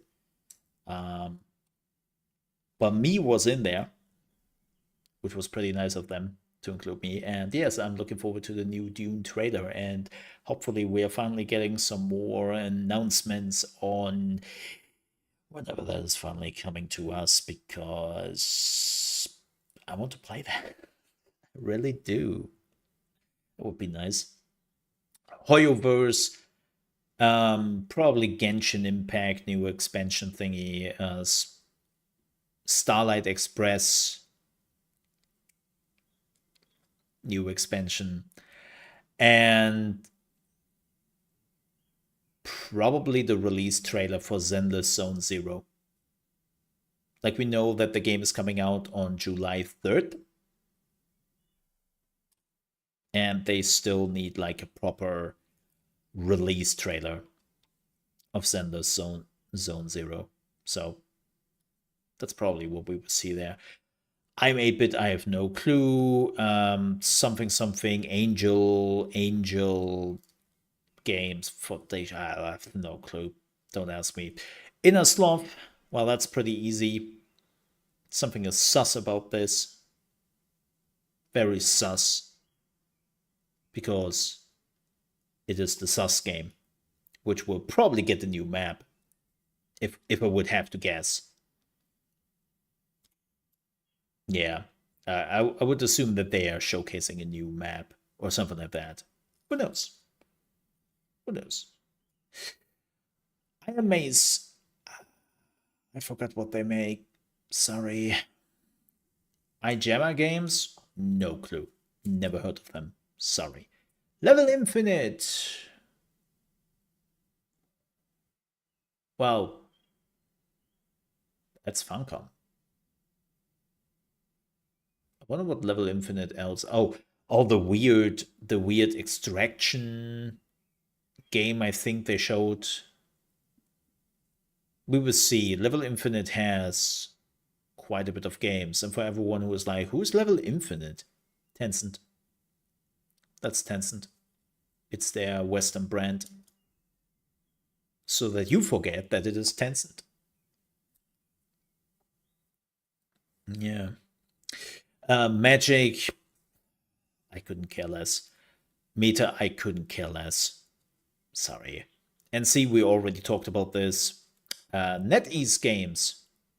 Well, they're actually two games. There will be Once Human, which will probably... They're having another demo running for the Steam Next Fest, which, again, I'm a huge fan of Once Human. I'm really looking forward to that game. And then, of course, Marvel Rivals. They will probably give us a new trailer with new characters for the beta, which is coming up. Yeah. So that's probably what we will see. Netflix games. Damn. I still haven't played, what's its name? Shoot. It came out last year. I love the first one. I love the first one. I can't. I have to play the second one. Damn it. I forgot the name. Something something with angsty teens finding alien signals and all that.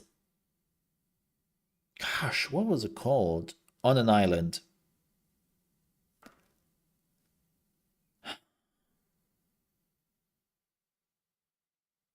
Damn, I'm blanking completely on it. Nexon, that's pretty simple. The first Descendant will probably now get a release date. Finally. Niantic. Who cares? Party Animals. Man.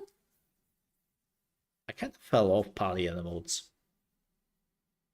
Like, it was fun for like a few weeks. And then it was like, huh? So curious what Party Animals will do. PlayStation, we already had that. There was a PlayStation Showcase. Pocket Pair. Well, that's pretty simple. That's Pokemon with guns, aka powered. And chances are that we will finally hear more about the first expansion, which will also add the arena mode. Right. Private Division. We don't even know if Private Division will still exist at that point. It's ridiculous. But if they would be there, if I would have to guess, probably no Rest for the Wicked getting a new trailer, even though it's now in early access. But yeah, Razer, whatever. Riot Games. Probably a new season for Valorant and maybe TFT. Maybe a League of Legends champion. Who knows? I don't expect any new games, especially now that Riot Forge is dead, which was their publishing label, and they have just killed that off. So yeah. No, don't really think they will showcase any of the games they're working on. Maybe the fighting game. We haven't heard about the fighting game for a while. So there might be a good chance that they announce the first beta. I could see that. No clue what S game is. I first thought that was Samsung game, but yeah, Samsung game. That's just advertisement. Sega. I talked about this. I hope it will be something Total War related, but might be a new Sonic game. Might be a new Sonic game. I wouldn't say no to that. Do a Knuckles game. I dare you, Sega. Do a game just about Knuckles. And maybe some Shadow, if you really have to put the edge in there. But I dare you, Sega. Make me a Knuckles only game. You don't. I know that. You don't have the balls for that. They're not giving me what I want. That's the problem. Oh god. That reminds me again of the Knuckles TV show.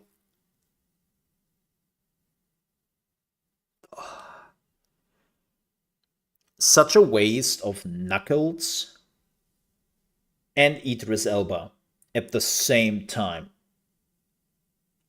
I cannot believe they've done that. Whatever. Let's not get into that, or I'm getting like bad feelings. Like let's. Ugh. Ugh. It's horrible. Yeah, where is the Knuckles?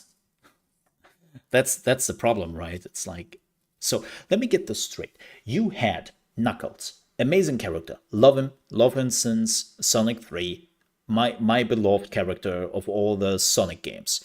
And you had Idris Elba, which is, by the way, if Idris Elba is not getting the next James Bond, like, what the hell are you doing, folks? But whatever. Amazing actor, love his voice, love his acting, love his character. You had those magical components, and you fucked it up. What's that possible? How is? No, no, no, no. Let's move on. SNK. Some fighting game would be my guess. Some fighting game. Steam. Oh, what could that be? I don't know. Maybe it's this game which was leaked 2 months ago. No, actually, 2 weeks ago. Deadlock, which you can basically watch whole rounds of the game being played and leaked by content creators. Maybe it's that. Nah. Nah. Yeah, that was unfortunately a bust. If you don't know, Valve has been working on a hero shooter called Deadlock, and that has been leaked left and right.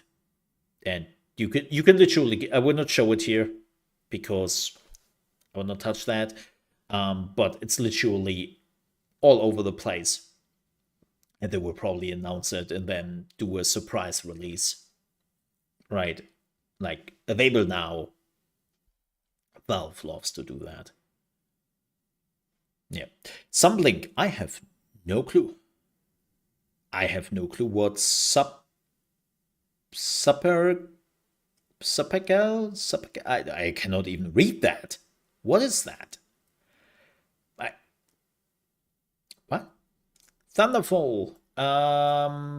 Probably SteamWorld Heist 2 and Aska early access trailer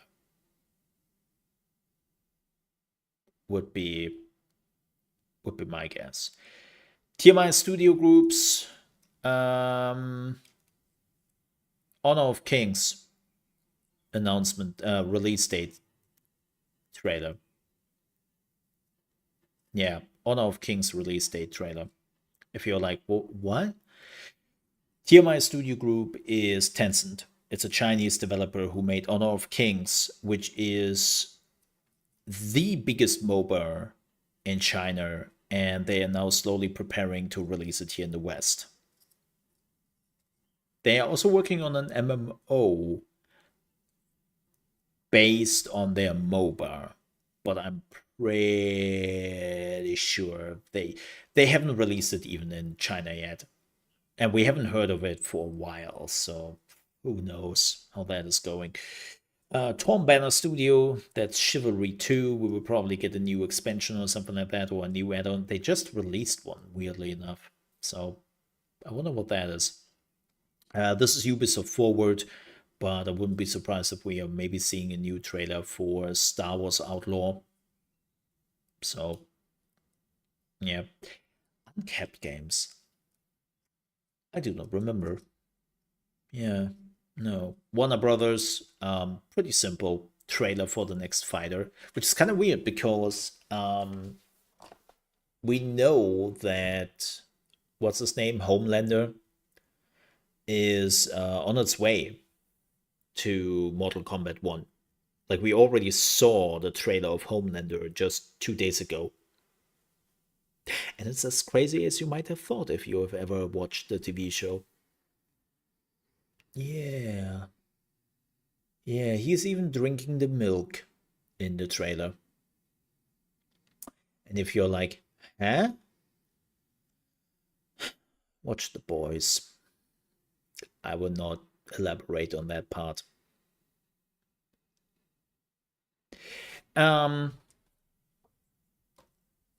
And then we have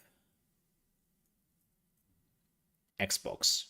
Well, there is the Xbox showcase, the Xbox and Call of Duty showcase, Call of Duty Black Ops 6, which they will showcase. I don't care for the Call of Duty 6 showcase. Let me go to the Xbox showcase, by the way. I don't care. I seriously, I do not care for that. Like,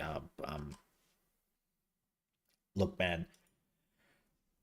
When it comes to Xbox, oh well, when it comes to Call of Duty, I mean, yeah, it's Call of Duties. It's the Call of Duties and the Call of Booties, but that's about it. The Xbox showcase, on the other hand, ooh, it would be packed. It will probably be about 2 hours. Yep. It will probably be 2 hours. The game I want to see the most, Avowed. Not because Avowed was good, but because the last time they showed Avowed, it was bad. And I want to see if they were able to turn this around. Avowed didn't look good. Avowed didn't look good. Like, where is it? There. It was not good. Like, the combat looked alright,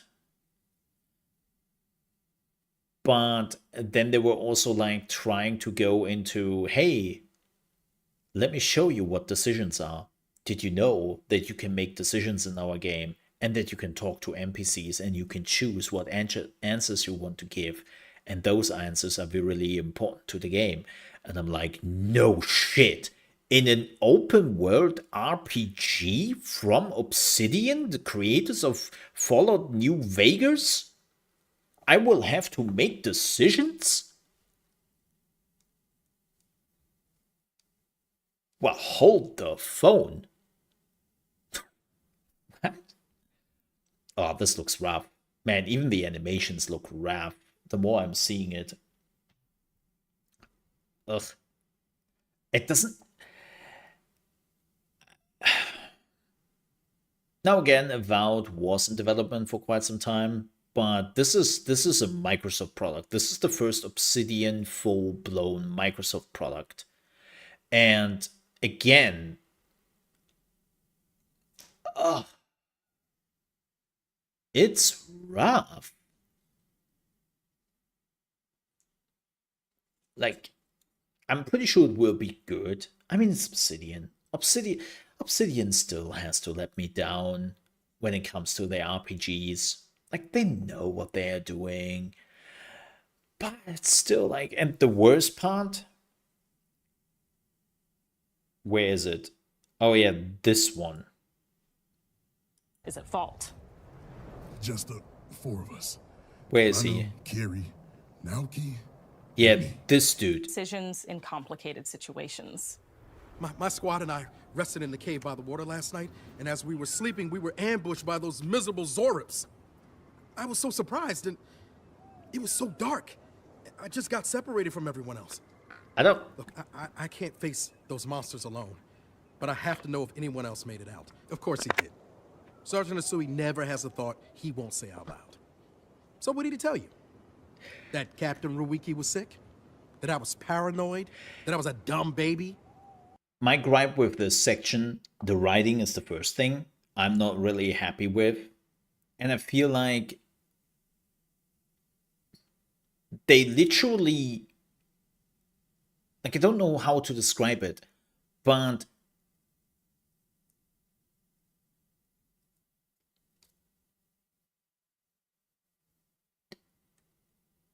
it doesn't sound right. It's the same thing they are doing, and it's horrible. If you have played Wuthering Waves, which is the new gacha game, I don't know if you have played it, but it is so horrible. I have never skipped through cutscenes as much as I did in that game, because they hired English actors, English voice actors, English very well known voice actors, and they forced them to do American accents. It sounds so shit. And that's not the fault of the actor, it's the fault of the producer who decided to make those decisions. It's the same kind of here. It doesn't feel right with the accent. I don't know how to describe it, but it doesn't feel good. And again, the writing. Oh, Obsidian, you can do better than that. Like, I don't know. And again, I do not blame the voice here. The voice is doing what the voice is being told to do. Right? Like, the director is coming to you and is like, those are the voice lines. You do it this and this way, and this is what we want. Right? But I don't know. Like, it's like everything, the combat, like I just talked about that doesn't feel great. Like the talking. I heard it all often and loudly. Wait, if you found Sergeant Asui, why is he not here with you? What happened? At the end of the quest, you have a choice. When you confront Private Naoki, Choices. if you believe the story he's told you, you can hand over the badges and let him go back home. You're right. Real battle isn't something you can prepare for, is it? It's not my fault. No, I think the worst part here, I think this is what irks me, now that I'm seeing this again. The voice actor sounds very lively, very expressive. The faces are not. Like this part right here, just a few seconds back. Battle isn't something you can prepare for, is it? It's not my fault. No, they should have never have camped in the cave. The whole no part he just did, his face, like there is definitely some in his voice, there is some, not anger necessarily, but there is some energy in it. He is definitely like uneasy in this whole conversation, and there is definitely something going through his head, and then you have just this face where you're looking at it and go, Yeah, right. Like, it doesn't look very expressive. I think that's the problem I have in the end, that the dude who is doing the voice acting is very expressive, but the whole face is not following that. I'll take the badges. I'm going back to Third Born.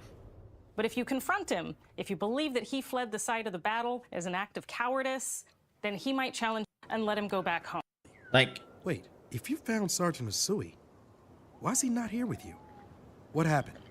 At the end of the quest, you have a choice. When you confront yeah, I Private don't. Now, Again, so from what they showed, like the visuals look great and all that, but the combat feels, like as I said before, this in particular looks really flat, and I don't know. This is what I want to see. This is what I want to see Avowed again. I want to see if after a year,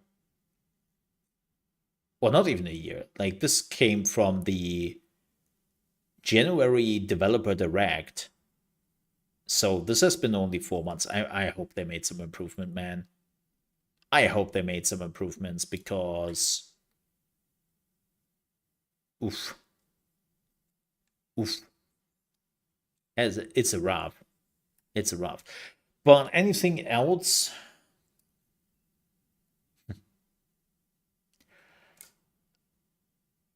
I don't know. I don't really have like a lot of trust into Xbox right now. Oh yeah, Star Citizen will definitely show off their first DC. But yeah, my problem is right now I don't have really a lot of trust into Xbox. I do not have a lot of trust into them right now, which has to do with the closure of the two studios, which was just an insane decision in my opinion. They like we talked about this before. It shouldn't have happened. That was just stupid.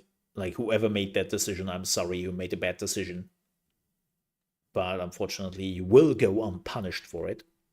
So it's just Xbox is in a state of we have been here before. We have been here before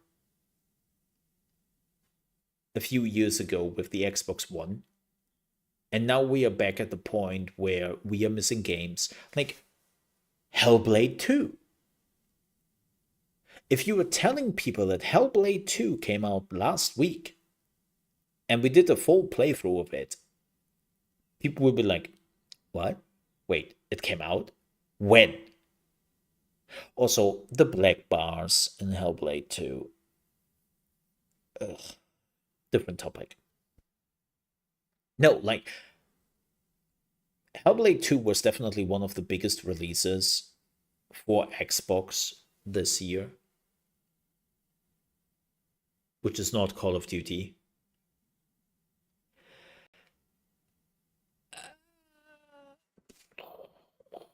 Yeah, didn't notice.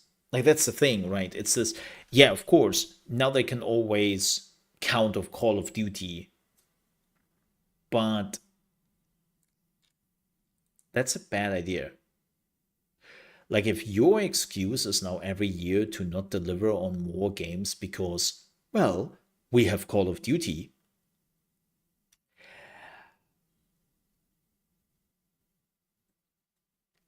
no, not what I want to see. And I don't think that's good business decision. I think that would bite you in the ass at some point. Right. But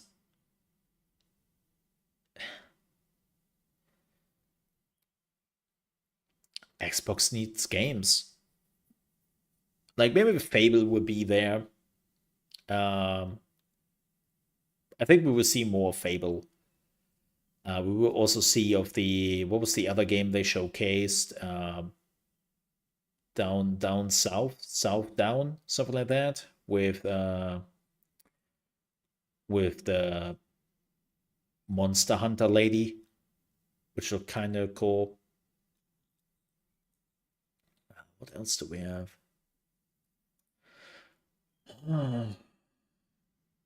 Diablo will be there with the expansion. I talked about that in my newest video. And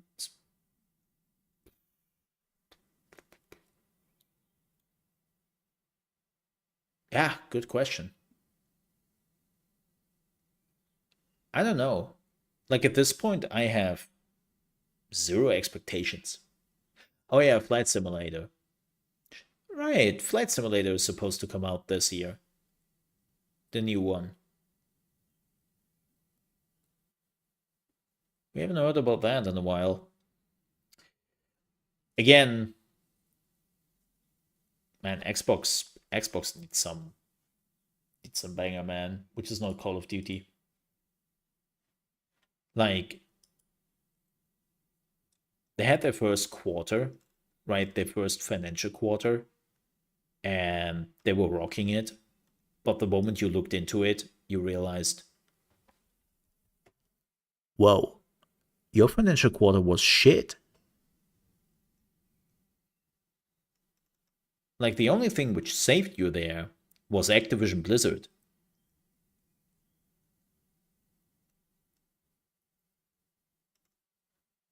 So, yeah.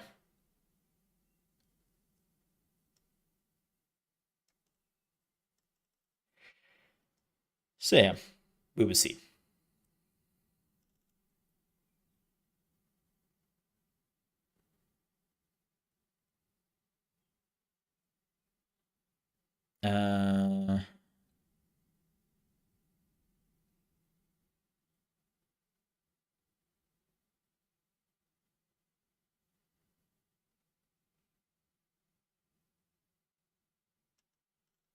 I think, though,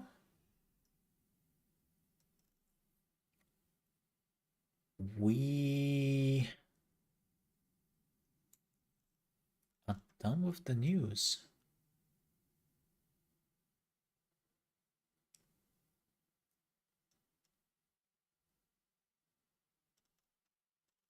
Yeah.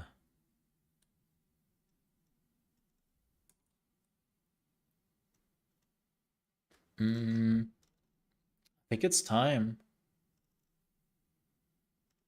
for the final and fantasies.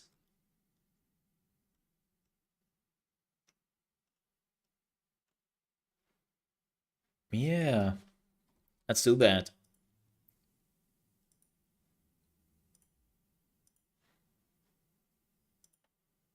Yep, I think I've said everything I wanted to say about the Summer Game Fest. Like, as I said, I truly believe, why I'm locking in here,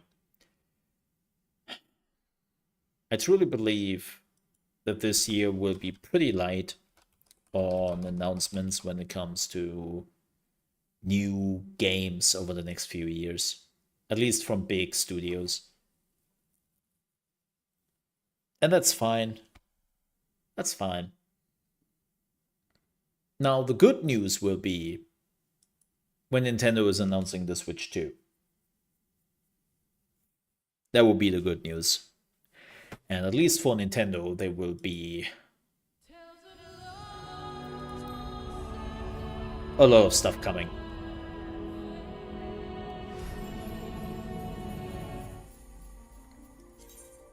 Now, for everyone who don't care for Nintendo,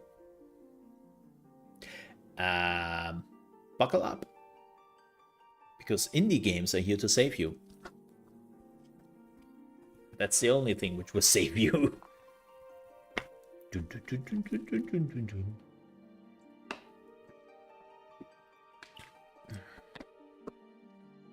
So where have we been? In the queue. No, we have been to India? Ish? Ratmatha? Ratamother Ding Dong? Ah, look, I'm bad with names. Rathma? I think it's Rathma. Yeah. And we just arrived here with churny stomachs and some really delicious drink. We had some really delicious yogurt drink. And I will be honest, I want that yogurt drink. I want that, what is it called? The Amra Lassi. I want that. Just saying. I need that. I deserve that. So we arrived here at this harbor town, and we were kind of expecting a bustling life with a lot of people doing commerce, but apparently because of the tower and what it does, that's not really the case. So yeah, you're not a Lala? No, of course not. I'm not a potato. Why would I do that? No. This is my grumpy character. I don't smile. I don't have any emotions. You know, typical German. It's not even 90. No, of course I'm not 90. How can I be 90? I just started the expansion. The last time I checked, you have to start the expansion at 80. Dumbass. Yes. So, let's continue and talk to the Fisher guy. Okay, we have to... Matisse says, no, accompanying you, keep it inside pro... Okay. Yes, we have done this before. Let's peddle our fish here. So, we're supposed to show this dude how to talk to people. Because even as a merchant, he doesn't know how to do that. Common merchant stuff.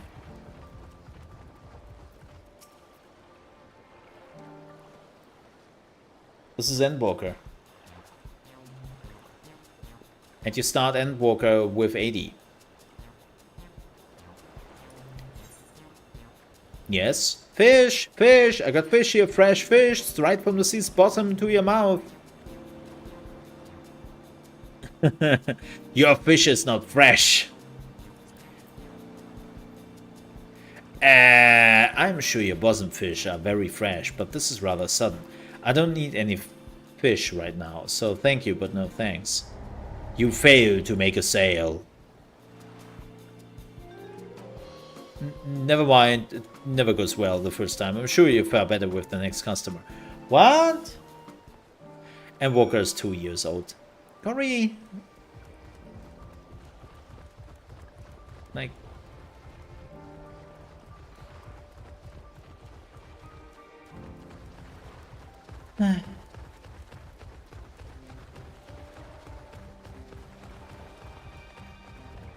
Don't. I definitely know that the dude is behind me because I can hear him.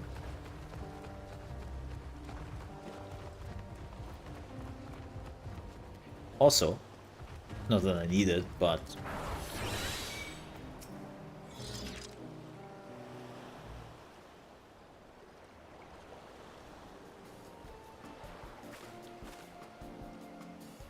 A hawker, are you? Do you sell fruit by chance? If so, I want to buy some ambra. Let's say it doesn't. They don't need to be export quality.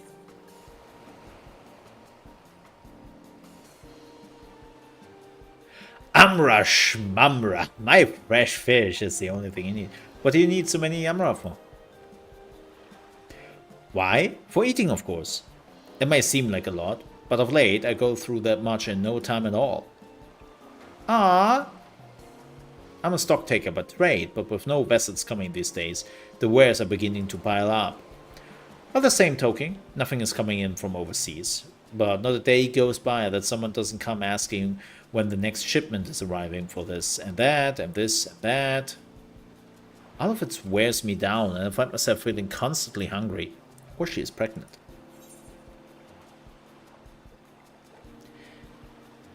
Gori, why are you this way right now?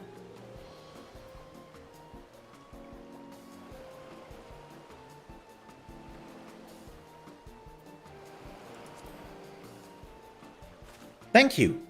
A pity you don't sell fruit, but I enjoyed your little chat. I took my mind off my problems for a moment. Uh-oh. Never mind. If nothing else, you left her with a positive impression. Let's move on to the north side of the town, shall we? Oh boy.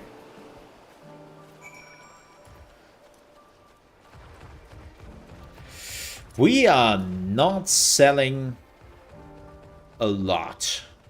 This is I am a bad merchant. I'm a very bad merchant, apparently.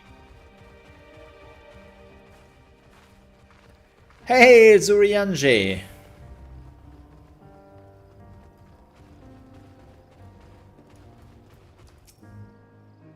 Hey there, friend. I love his outfit. What is it? If you don't mind, I'm rather busy. Oh gods! My stomach! Ether sickness. No, nothing so unusual. In my hurry to get back to work, I just ate a little too quickly.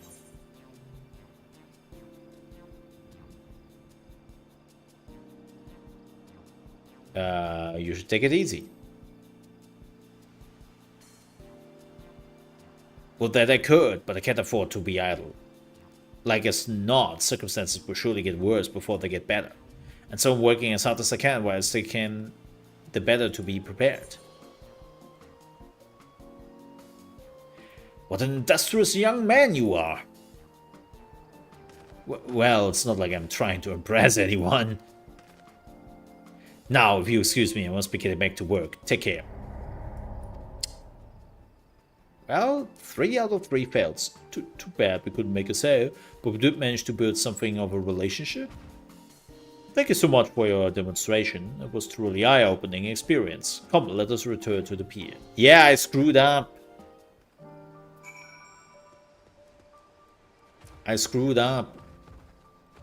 Great impression.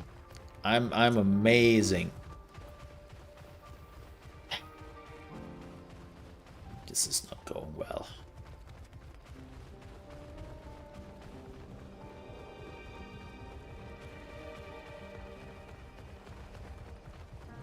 I mean, makes sense. Nobody wants to buy anything. Nobody wants to sell anything. Also, I just realized I have not done the thing.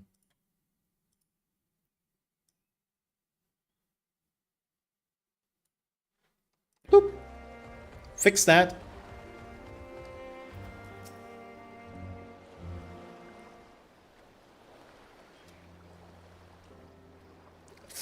Thank you so much for showing me how to talk to customers. Though you didn't manage to sell any fish in the end, but the way you were fearless approached strangers gave me much courage. When I peddled my wares, I remember your example and endeavored to be fearless too. Yay! Follow my example and not selling anything. Good. Still, there's only so much I can do alone. I hope that things will return to normal for Kazal soon. I thought I heard a familiar voice. And who should it be but Matsya? Oh, different dude. My bad. Kazal, have you finished your business at the guild? So you were there too. Forgive me. Try as I might, I can't find any buyers. With no ships coming in and hardly any going out, there simply aren't options at this rate. So, can't buy my fish anymore?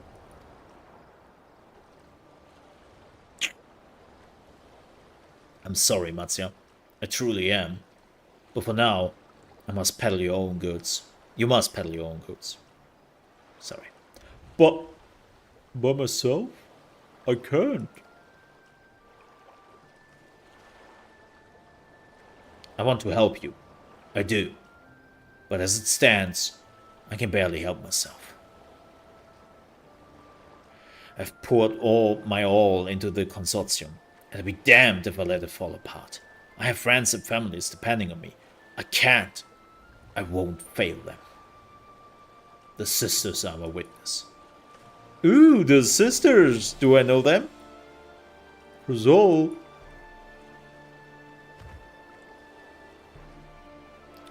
Not to worry.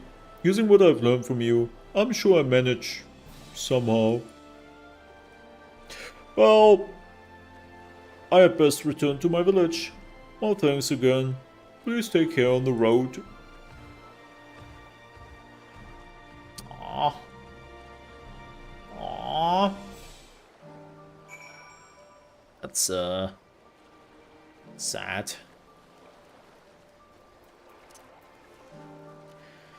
Well, glad that we are an adventurer who could help them.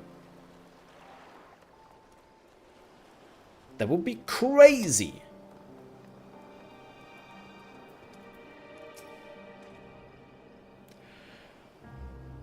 I see you have been busy. Managed to learn a tidbit or two, I trust.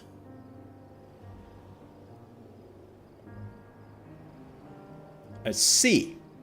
We also heard that the towers is affecting many locals' livelihoods, but to think that it would be such an extent for another notable, if not wholly unexpected discovery, disappearances and kidnappings are disturbingly commonplace. As before, the culprits are mostly certain tempered Imperial soldiers. And as before, they mean to use the faith of their helpless thralls to call forth a lunar primal. Business as usual for the Telepharoi. Ah, great. Hey, level up! Woo! Whoop whoop! When do I get my next ability, by the way? Oh, 82. I get all the updates. All the updates, and then I get my first real ability with 86.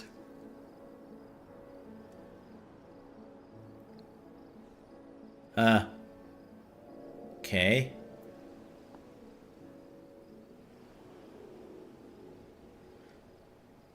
Oh. Another 2-minute cooldown ability. Thank God I don't have already 3 of them. That would be really awkward.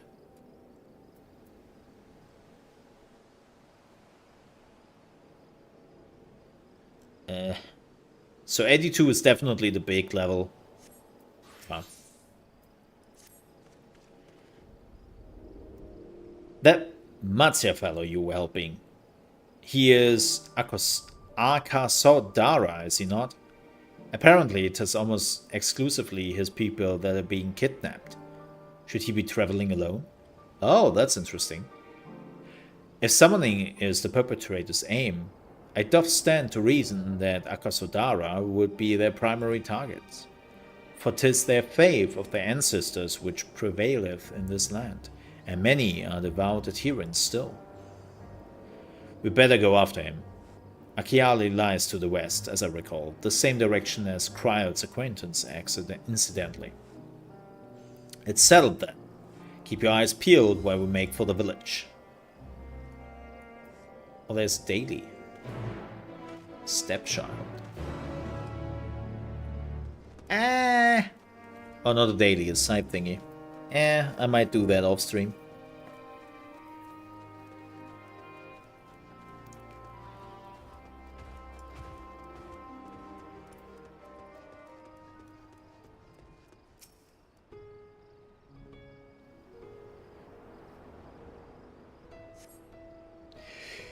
You didn't see Matsya nearby, but the elevated ground up ahead might provide a better vantage point.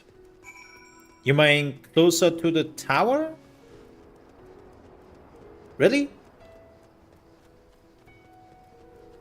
Oh, an elephant? Oh, big elephants. Hello? A Gaia. Checks out. Some aloe vera. Right here. Mole, you have a mount. You can use a mount. Yeah, I know.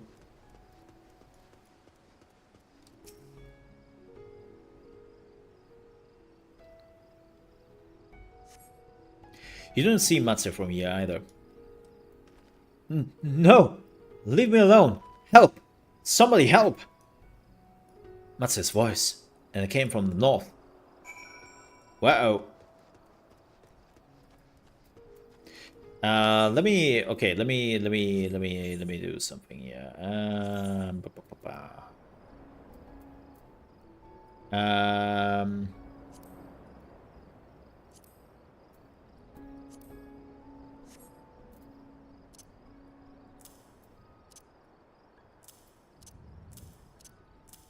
Don't need that. Don't need that.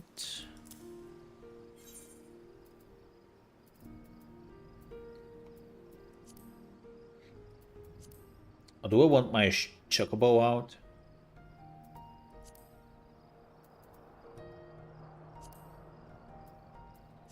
Probably, right?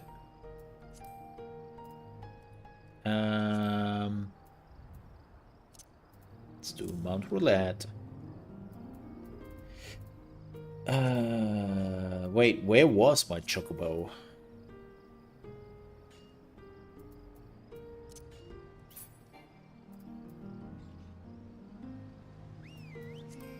Where was that? I don't... Man, I haven't played for 2 years. I always forget where all the buttons are.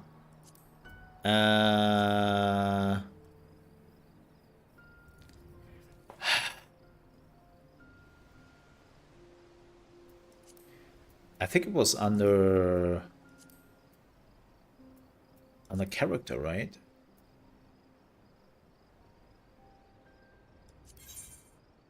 Oh!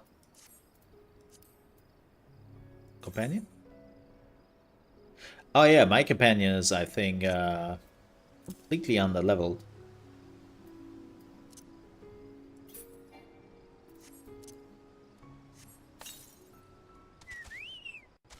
No, it isn't. Cool. Boop, boop, boop. We cannot fly. I don't want to do that.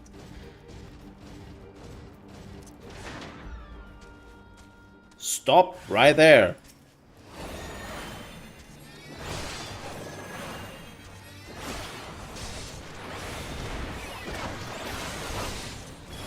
Oh god, the buttons are different. Oh no.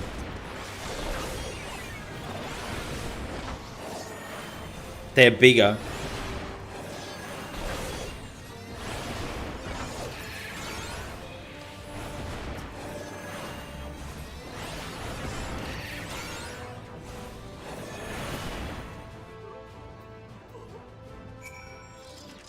There we go.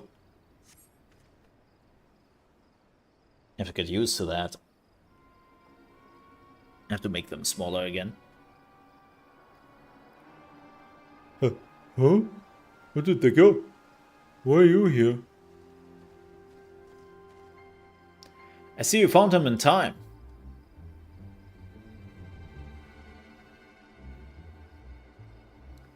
You and your friends came to look for me? I don't know how to thank you. On my way home, I took a moment to stop and rest. Think about what to do about, well, everything. And then those men came. Kidnappers. We heard that Akasotra were being targeted. Surely you have as well. Perhaps it's best if you took refuge in the city. We've considered it, me and the others, but fishing is all we know. The oceans is all we have. I see. It's your decision to make, but you should take care not to travel alone.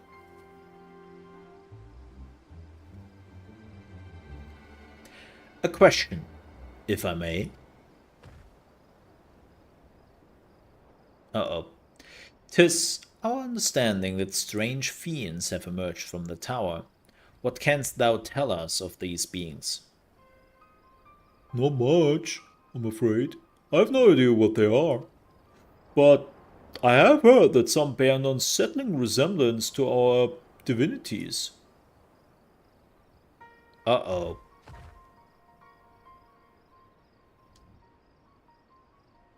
For that reason, some have taken to calling the tower Zot.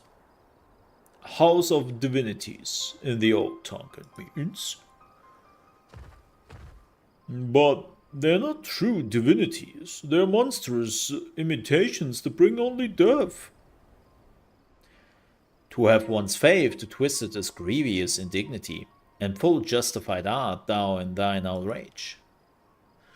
Now, 'tis for no other purpose but to neutralize the tower that we have journeyed to this land. In time, we may be forced to contend with these false gods, and thus we would learn all we may about them. Wilt thou not tell us of the divinities and their true nature? You've come all this way to save us? Really? To think I had you peddling fish? But to answer your questions, yes, of course. We would gladly tell you about our gods. We, I say, because I'm a terrible storyteller, and I ask my fellow villagers to do it. Oh god, new voices I have to come up with. Please don't. So please, come to our village. We're good, gods-fearing folk, all of us, and we'd be honored to share our knowledge. And fish. What sayest thou? Shall we pay visit to Akiali? I don't like fish though. Wonderful. Just follow the road west and down the hill. You can't miss it. I still don't like fish. Ugh. So 'tis simulacra of the Venerian gods that are being summoned. If any doubt existed before, there can be none now. The kidnapped Hainish are imprisoned in the tower. I pray that we will be able to save them. Yeah, we still haven't really found a way to do that yet, right? Now indeed, saving them will mean confronting the false gods, like as not. As I said, we do well to study their religious traditions. To Akiali.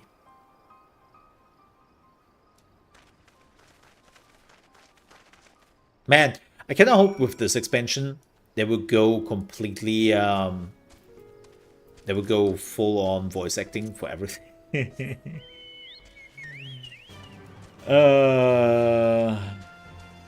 I got disappointed.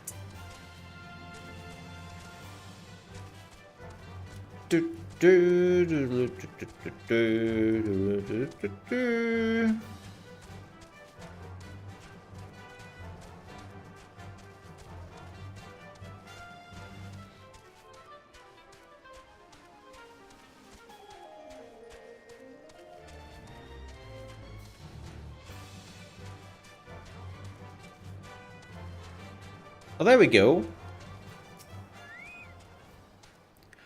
Welcome to Akiali, my friend. The name means white beach, and there isn't much here save that, but please make yourself at home.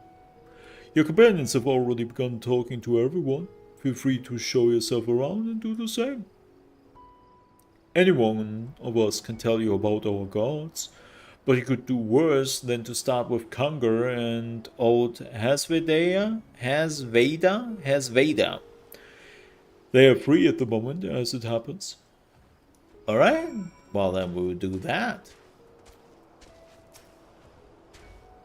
You wish to know about our gods? What a curious visitor you are. Most want fish. In any case, I'm happy to oblige. No, I don't know how it is whence you hail, but our isle is home to many gods. They can be divided into two groups. The Manusya,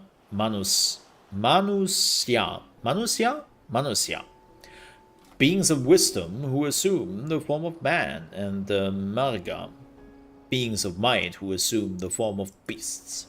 Together they are divinities. Their forms and personalities many and varied.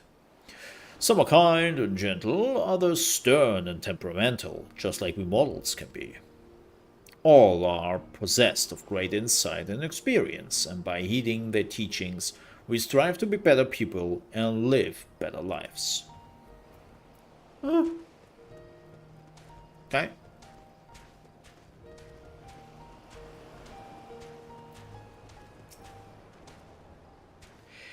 Interested in learning about our gods, you say? Heh, that's what I like to hear. Pick up your ears, then, and listen. In ancient times, the Manusia and the Murga, deities who looked like man and beast, respectively, were locked to conflict. Eventually, seeking the wisdom of the Mansuya, the Murga cast aside their own heads and took up those of their foes. Likewise, the Mansuya coveted the might of the Murga, and so they resolved to trade heads. Thus were born new gods, possessed of both might and wisdom, and they ushered in an age of harmony between the two factions. From then on, as a sign of their esteem for one another, the Manusia have worn animal faces and the Murga the limbs of man. Ha! Bit like Indian gods. Right.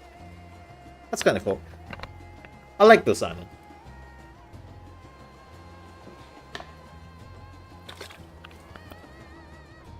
I like the music, man.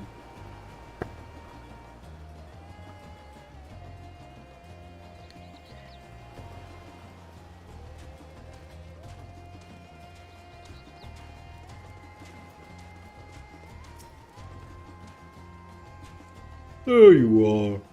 Learned a thing or two about our gods, I trust?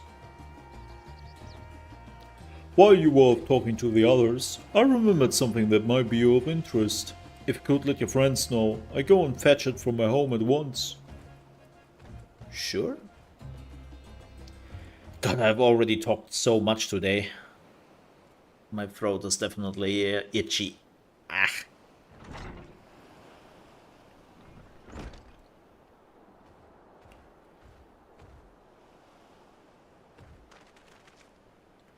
Apologies for the wait. I wish to show you this hanging scroll which depicts 3 of our most revered deities. By all means, we should like to see it.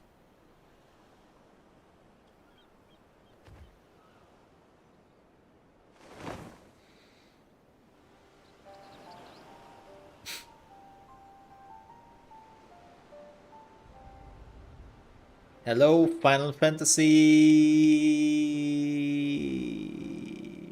XIV? I don't know. They are Mansuya, you heard about them already, yes? 3 sisters. The center one is the eldest, Sinturuva, a goddess of wisdom. For this, alchemists hold her none the highest. To her right is the middle sister, Sunduruva. As a goddess of wealth, she counts many traders among her followers.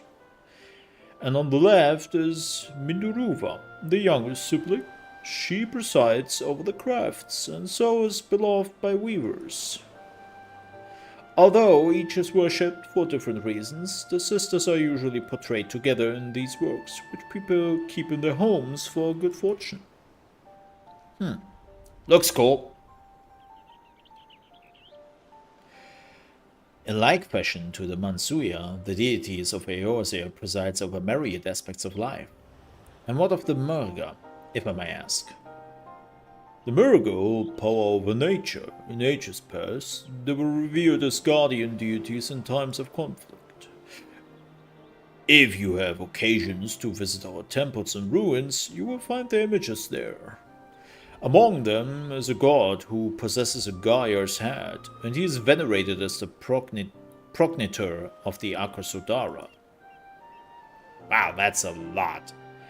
And then there are dragons. They occupy a special place in our history. You worship dragons too? It's said that ancestors of the satrap, that's the ruler of Ratasan, forged a covenant with a dragon divinity in ancient times. The divinity has since acted as the guardian deity of the satrap. Legend holds that if ever the satrap is in need, his dragon ally will fly to his aid. Dragon ally? Oh my, Estinian gets a new pet! Or a new arch enemy which will possess his body. Oh no, not again! Estinian, we had this. Don't do that. You claim to be a terrible storyteller, but nothing could be further from the truth. The passion you bear for your faith is plain to hear. I'm confident that the information you've given us will serve us well in our efforts to deal with the tower. That is very kind of you to say. Thank you. I will pray for your success. Right. I believe it's time we sought out to Kryde's acquaintance. An alchemist by the name of Nidhana? According to Kryde's notes, we're to find her at a place called the Great Work, further north along the coast. Cop. Please, I beg of you, Square. More voice acting. Please. Did you say you're going to see Nidiana? Oh, how I envy you. She's brilliant and beautiful, kind and understanding. And did they say she's beautiful? Wow. Okay, dude, keep your trunk in your face. I could stare at her dainty ears and adorable trunk all day. And it got sexual. And those eyes. When you meet her, take care you don't drown in them. Oh, will do, bro. Wow. Somebody has a crush.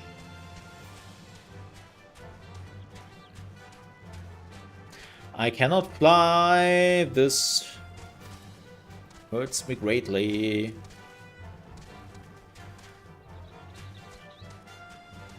I wanna fly.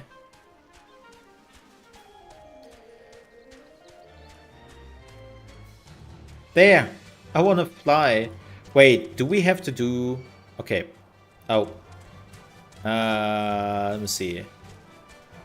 Where is it?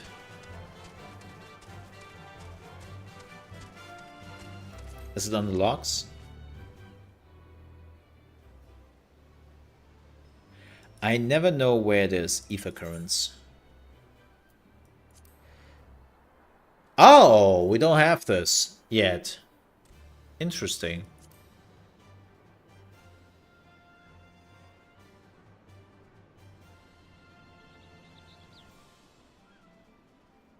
Yeah.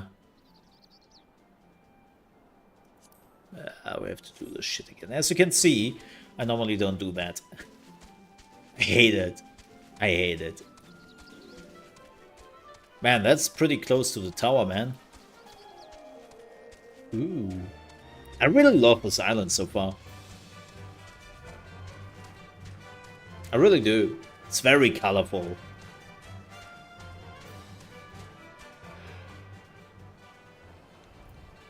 Oh.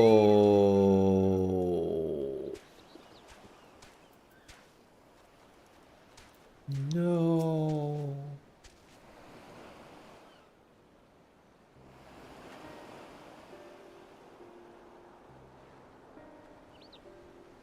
Are they all dead? Oh, thank God. The main character is alive. We're good. What happened here? Also voice acting.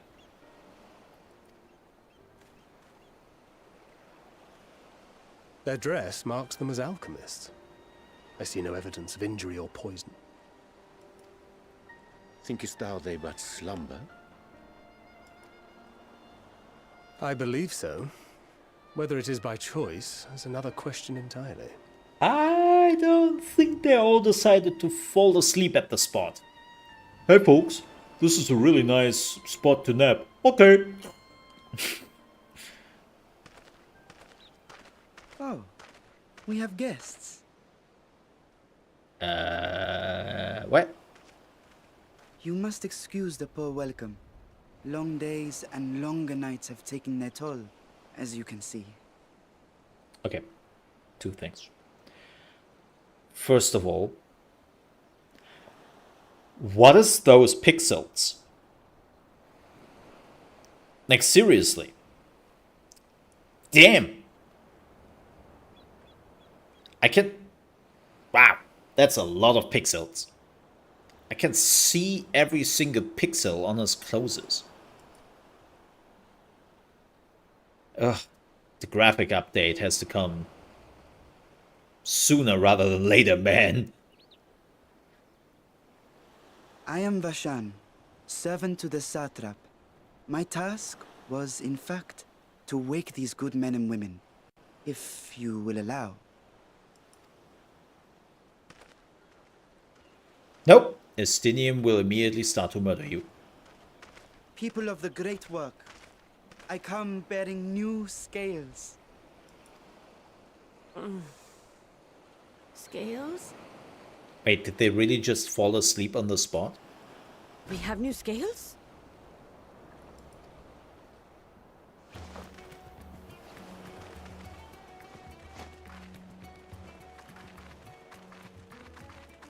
Yes, What? my friends. Gather round. I have them right here. Oh,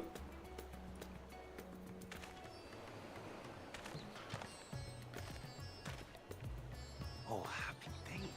Now I can continue my experiment. Many thanks. One for me. Those are dragon scales. Yeah, what? Yes, such materials are vital to their most pressing research. Did you just ask a dragon nicely for it? Like, what? And we are fortunate to have them. Our experiments are so close to bearing fruit.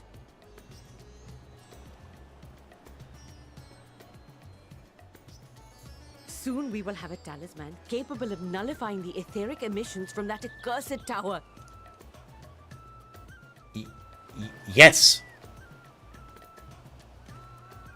Did I say something wrong? Are you not here with Varshan? Wait, who are you people?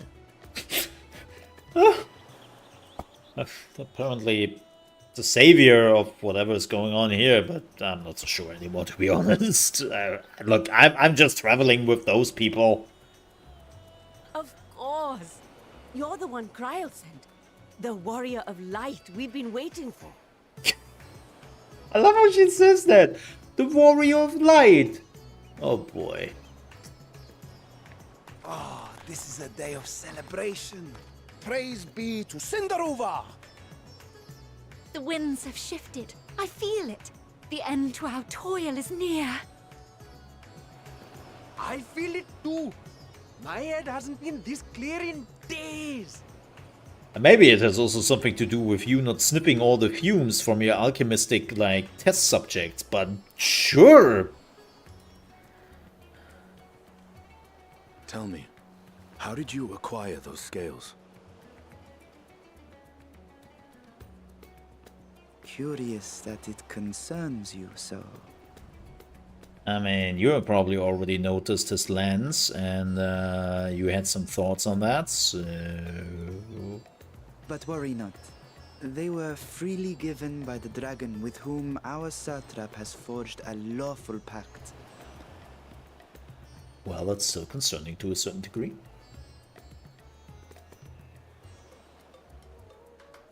That is well. You must be quite familiar with Dragonkin, yes? Did he just ninja step? What? Is this their congealed blood I see on your weapon? What is going on?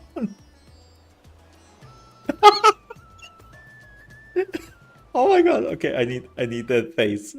That face is meme worthy.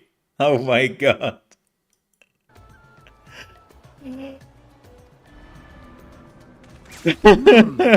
Speaking of dragon blood, you yourself have been infused with it, have you not? Oh my god, the stereo. I should like to draw a file or two, if so. What is going on here? Now, see here. Come along, come along. I must insist that you visit our laboratory. Cease your shoving, or so help me. Wait, nobody is going to help him? They will dear, suck your his poor blood. companion. What with the new scales and your timely arrival, my colleagues are a little giddy with excitement. Dude, when he is coming out, he would just be a skeleton. No harm will come to him, I promise. Meanwhile, shall we find a quiet place to talk? I don't trust that. Somebody should really check on him like As you may every have guessed, 20 minutes I am or so. Liliana, the alchemist who sent the request to your mistress Kryl. We have workshops across the nation collaborating on this research project. But it is here, at the Great Work, where I collate our results. I really like her accent. It's kind of funny. I know this is weird, but there are definitely certain English accents I do like, and then there are some others which I don't like. It's the same in my language. I have some accents which sound pretty nice, and then there are some accents in my language where I'm just like, ew! What is that? What? What? I like her accent. Come with me, all of you, and I can explain the crux of the situation.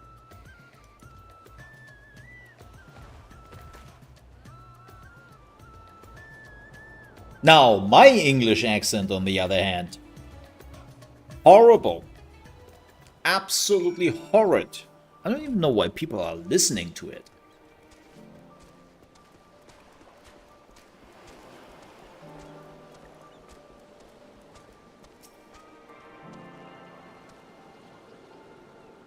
Like, it sounds more like the screeching of a banshee. So, yeah.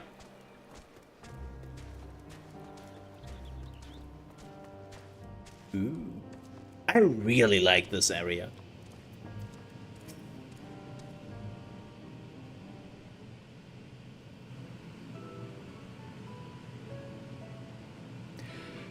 Oh gosh. Allow me to thank you for answering our call. Many towers have appeared around the world, and we're grateful that you would assist us with ours. Though Kryl herself is tied up with another investigation, Selena is an eminently capable substitute, and we will spare no effort to aid you. So if I stand correctly, you seek to make a talisman that can nullify etheric emissions? Indeed we do. As you know, the tower emits vast concentrations of ether. One cannot go anywhere near it without being tempered.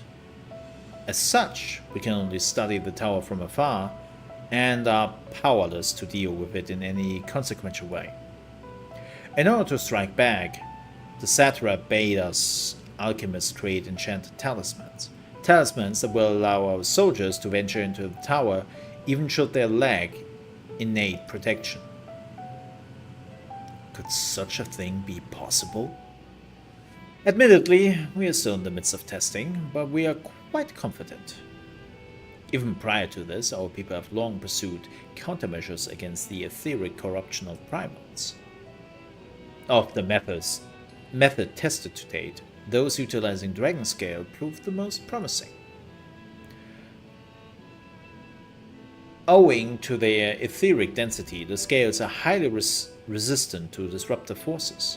The mightier the dragon, the greater the resistance. We seek to amplify this protective property through our alchemy.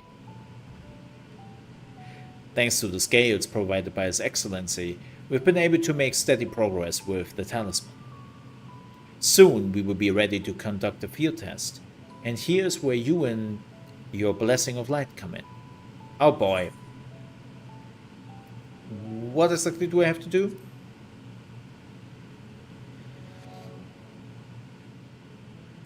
Nothing complicated, I assure you. We ask only that you serve as an escort. I will explain in greater detail later, but you will be venturing into the tower's field of influence.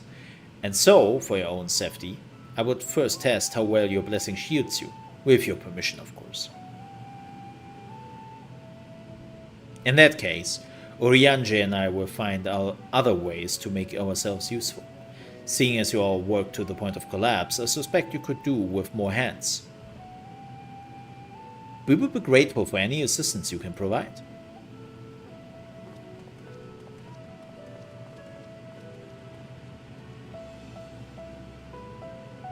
If you're ready, then let us put your blessing to the proof. If you exit the Great Work and turn south, there will be a hill to the right. I will meet you at the top and see to some preparations. Okay, I can do that.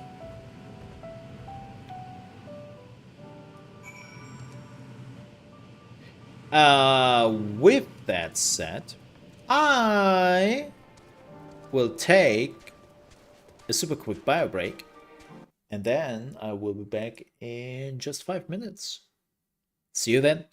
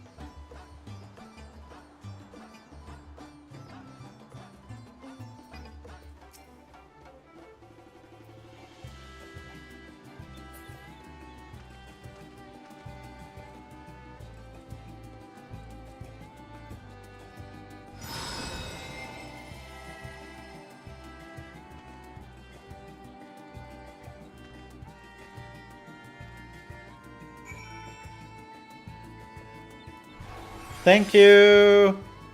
I was still muted. I'm sorry. Sorry. Thanks. I thought I unmuted me. Apparently I did not. Who can I blame? I need to blame somebody here.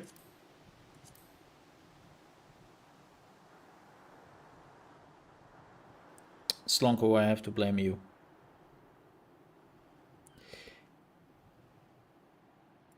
Man, I think the buttons are too big. I would love to have them a little bit smaller. Can I not, like...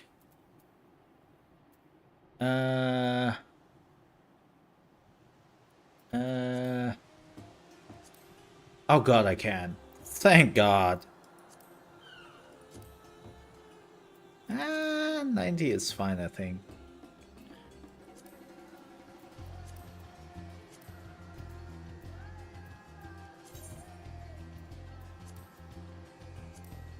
Oh yeah, that's much better. Because of some of the changes I did to the interface.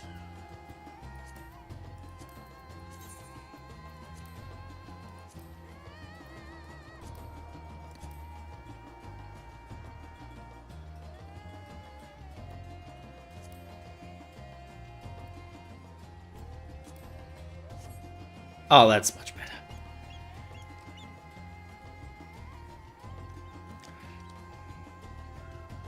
Your UI is quite clean.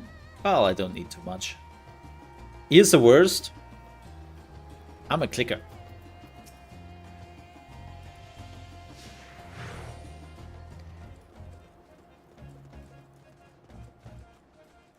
Huh? Oh no. Oh, shame. Shame this man. Boo. Boo. You poor soul. No, actually not. I've been a clicker for decades in the MMOs, and I was always top 3 DPS and healer. Doesn't influence me too much.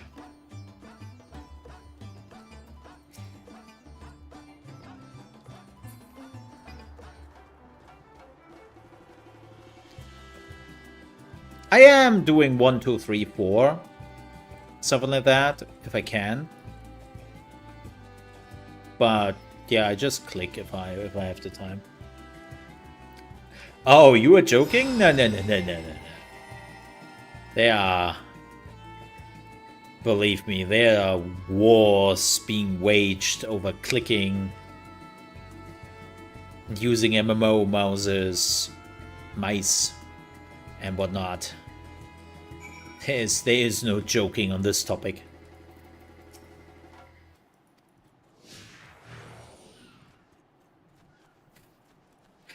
It's all hardcore. No, I'm using like my keyboard from 1, 2, 3, 4, 5.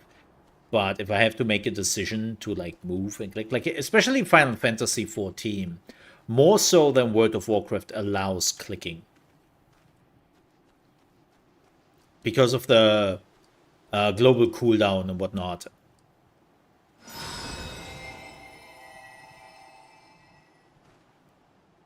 You're struck by yet another full blast of ether, but suffer no ill effects. Cool.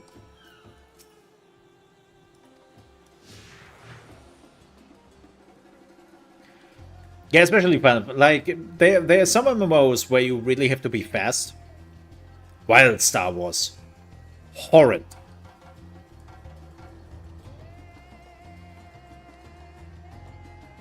But Final Fantasy is like whatever. You are struck by the strongest blast of ether yet, but survive completely unscathed. Cool.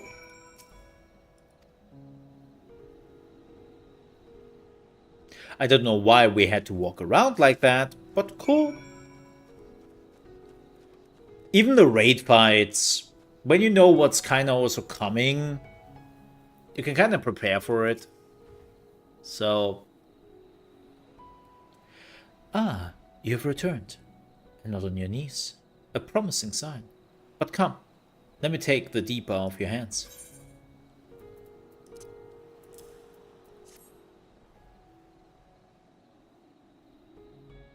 Thank you. I shall replenish its ether for when we test the talisman.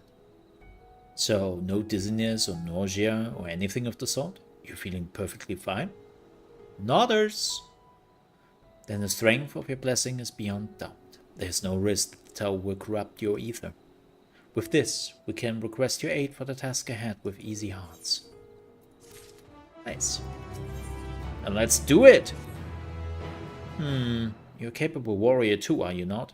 Would you be amenable to assisting me with another errand? You see, our talisman requires the use of special ink, but we've exhausted our stores of a key ingredient for it, spirit weed. Okay, let's gather some herbs. Yeah, this is not really too important right now. My voice is a little bit strained. Sorry.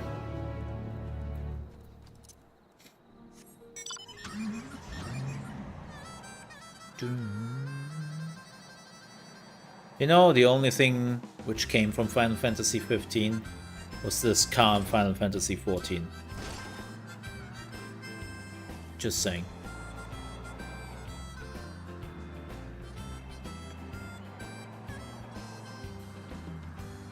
No, 15 was bad. It wasn't really what it started as, but, you know. I might be simply imagining it, but I feel as though we have been followed. Oh no. Gasp! Look out, Selena! Oh my!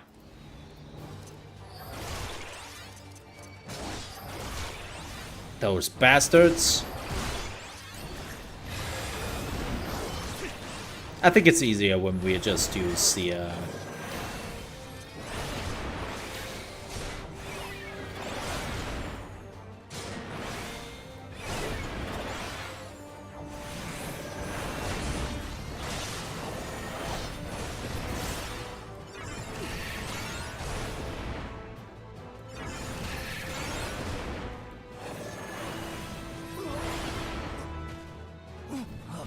tough fight. Tough fight.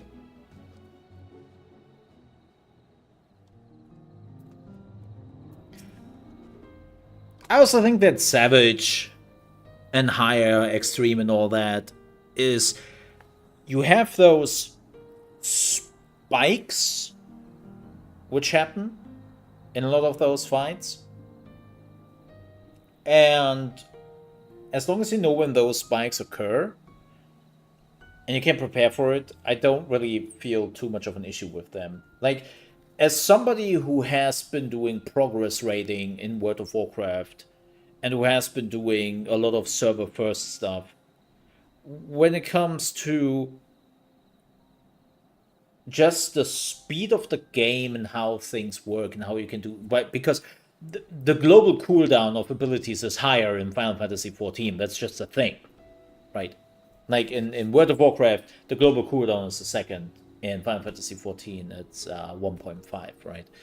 And also how they do the whole thing with the only thing which matters is the cast bar and not the animation. Things have become more easily to predict. Right.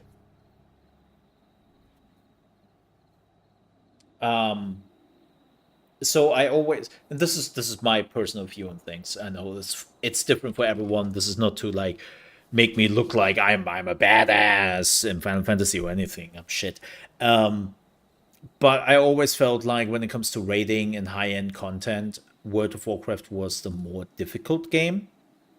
But let me tell you this. The older I get, the more I appreciate how Final Fantasy XIV is doing it. It's a reason why I haven't played World of Warcraft in definitely no endgame in over a decade. And I haven't touched World of Warcraft since 3 expansions. Like, not even tried to play it. Whereas Final Fantasy XIV, I'm still kicking. Right? Sure. Do I do the endgame content? Most of the time I do not. Not always, but most of the time. Because I don't really have the interest or time in it anymore. But I would still do it. If I feel something like I want to do that, I would definitely do it. So yeah.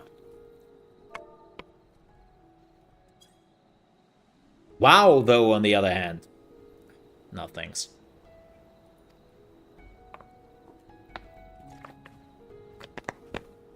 Wouldn't touch that.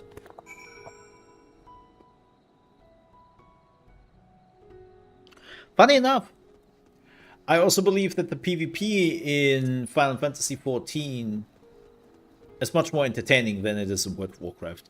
Because in World of Warcraft, Blizzard did the mistake, and this is again all my opinion, but they try to get it closer to esports and competitive, while Final Fantasy is just blandly admitting they don't really have that. And that's fine. I enjoy that. Oh, wow, look at that thing. Is that?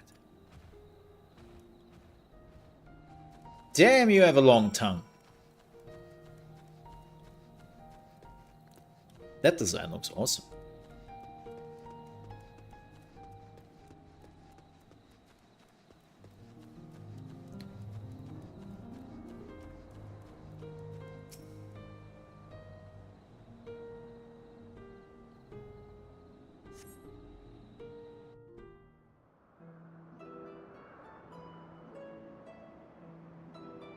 It's kind of funny that the Dancer came in with Shadowbringers and not with this expansion. I wonder if they switched it up. I cannot see what that is. Yes, that would be Radz-at-Han. Hardly anyone has been allowed in or out since our troubles with the tower began. Oh. Yeah, I wonder if they mixed it up. Like, especially the Sage. I think the Sage would have been a better fit in Shadowbringers. And the Dancer would have been a better fit for this expansion. I wonder if they changed it.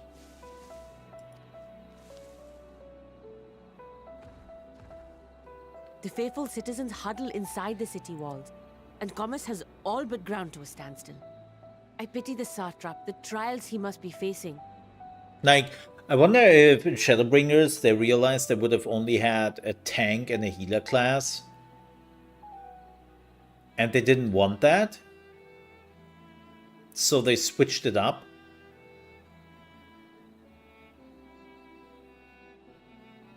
Sage's Charlian tag.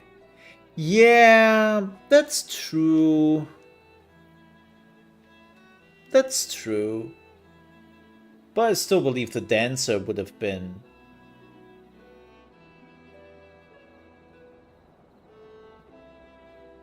I don't know. Just running my mind here. What can you tell me of the satrap? Well, he is the most important person in Radz-at-Han. Long ago, this island was home to two tribes of Matanga, the Gajasura and the Arkasodra. When the Aura came to these shores, it was the Arkasodra with whom they joined forces. Together they defeated the warlike Gajasura, forcing them to flee Thavnair altogether. Okay. Peace and prosperity reigned for a time, until a clan of Hjor from the mainland decided they wanted the island for themselves. See, especially when I see this, the statues, which are dancers. It was a direct ancestor of the present satrap who arbitrated that conflict and welded the warring factions into the nation we know today. And ever since, a member of that esteemed lineage has inherited this somewhat unique position. You see, by and large, the state is run by the people, but when problems arise, it is the satrap who mediates a solution. The stability provided by the satrap is what has allowed Radz-at-Han to thrive all these years.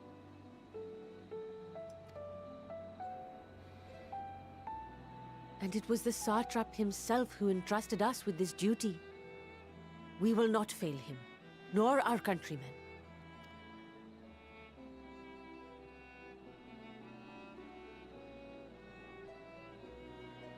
Man, looks kind of dark because of the light and all that. What is the delay with the vessel? I told you I need to adjust those ratios.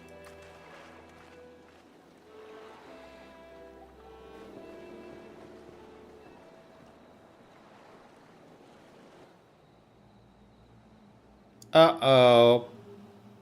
That's not me. Even though I wear the same equipment. All this way to admire one of my splendid towers, and what do I find? Fools attempting to ward off its tempering influence with magic trinkets. I seem to recall a similar experiment in ages past. What was that man's name? Oh, something. Owen?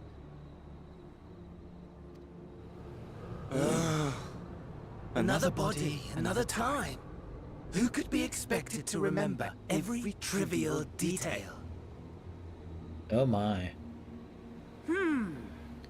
Allowing them to construct such handy talismans would be counterproductive to my plans. And yet, I find myself deathly curious. How will they manage this feat with the limited knowledge and resources at their disposal? Complications be damned, for we cannot escape the nature of our souls.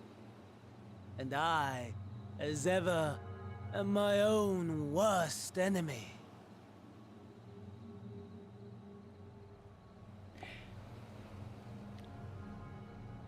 This dude has to get his voice under control, man. You are switching through voices.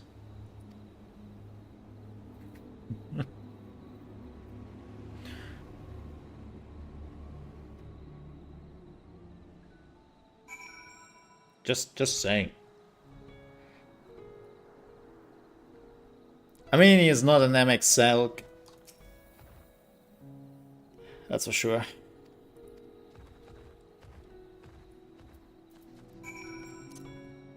But man, get your voice under control.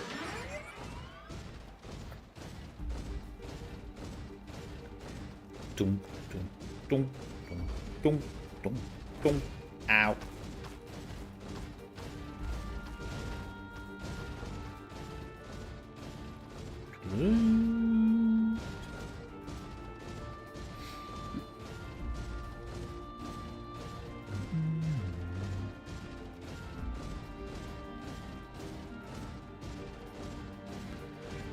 Yeah, so far he has been like from a purely villain perspective.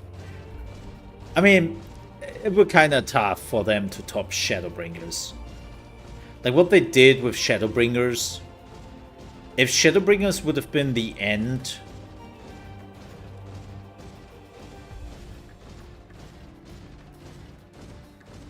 to a certain degree, I think a lot of people would have been okay with it. Like Shadowbringers was just.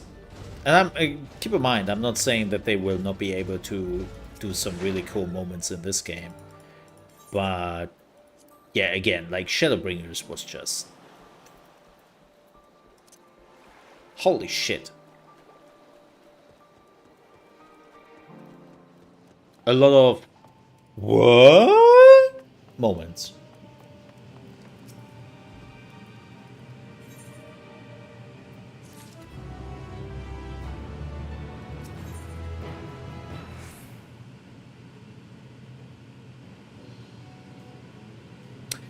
If you will excuse me, I shall return to my work on the talisman. Ah, you're both back. Excellent. I have a message for you Mr. Sridhana. It would seem the stores of Gaianskel are running low. What? But when I last looked, there was still plenty. I suspect that that was before Ryanja told everyone about their tempering cure, and Estinian shared his knowledge of dragons. Your peers have since been inspired to fashion a number of new talisman prototypes. I see. Well, if it leads to new possibilities, then far be it from me to complain. But we will need to replenish our stores. I should be happy to tend to this if you like.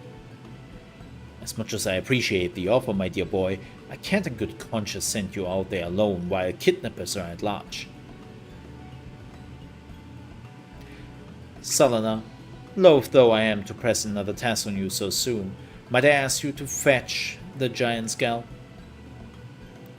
In case you're not familiar, giant skull is a type of ore found on the island. Owing to its hardness and ethereal conductivity, it has applications in many disciplines, alchemy not least of all. The quarry where it's found, amply named Giant Skull Grounds, isn't far away, and so it shouldn't take much of your time. May we impose you once more? No. Let's do this.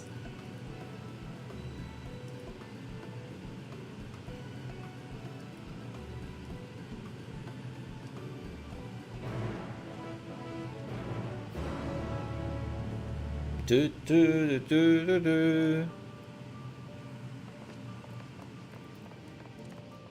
But, alas, we will do that next time. Yeah, my voice is also like kind of strained and all that, and we're getting close to the end. Tomorrow we will continue this with less talking. Like, I know today was a long talking day. Like a really, really long talking day. I'm so sorry. I know we talked about all the Summer Games Fest coming up. But tomorrow we will have ample of time to just play the game, and I'm looking forward to that. On Friday, we will have a normal stream on Friday. And then at 9 p.m.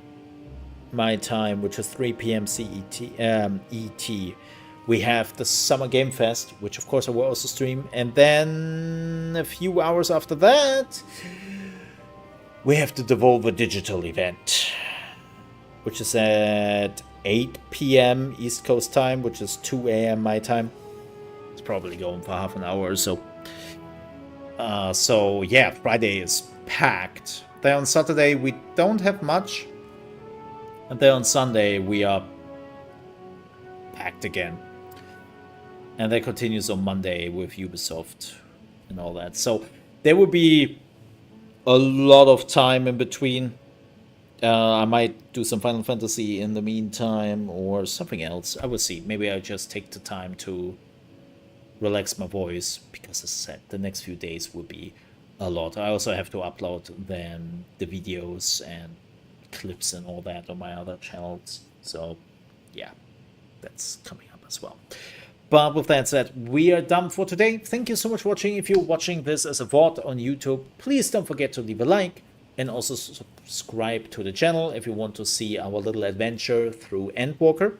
I would appreciate that. And again, if you want to stop by live, we're streaming here normally from Tuesday to Friday, starting at 8 a.m. East Coast time. That is 2 p.m. Central European time. And we would like to have you. So with that said, have a good one. Stay safe. Bye-bye. Ka-ching!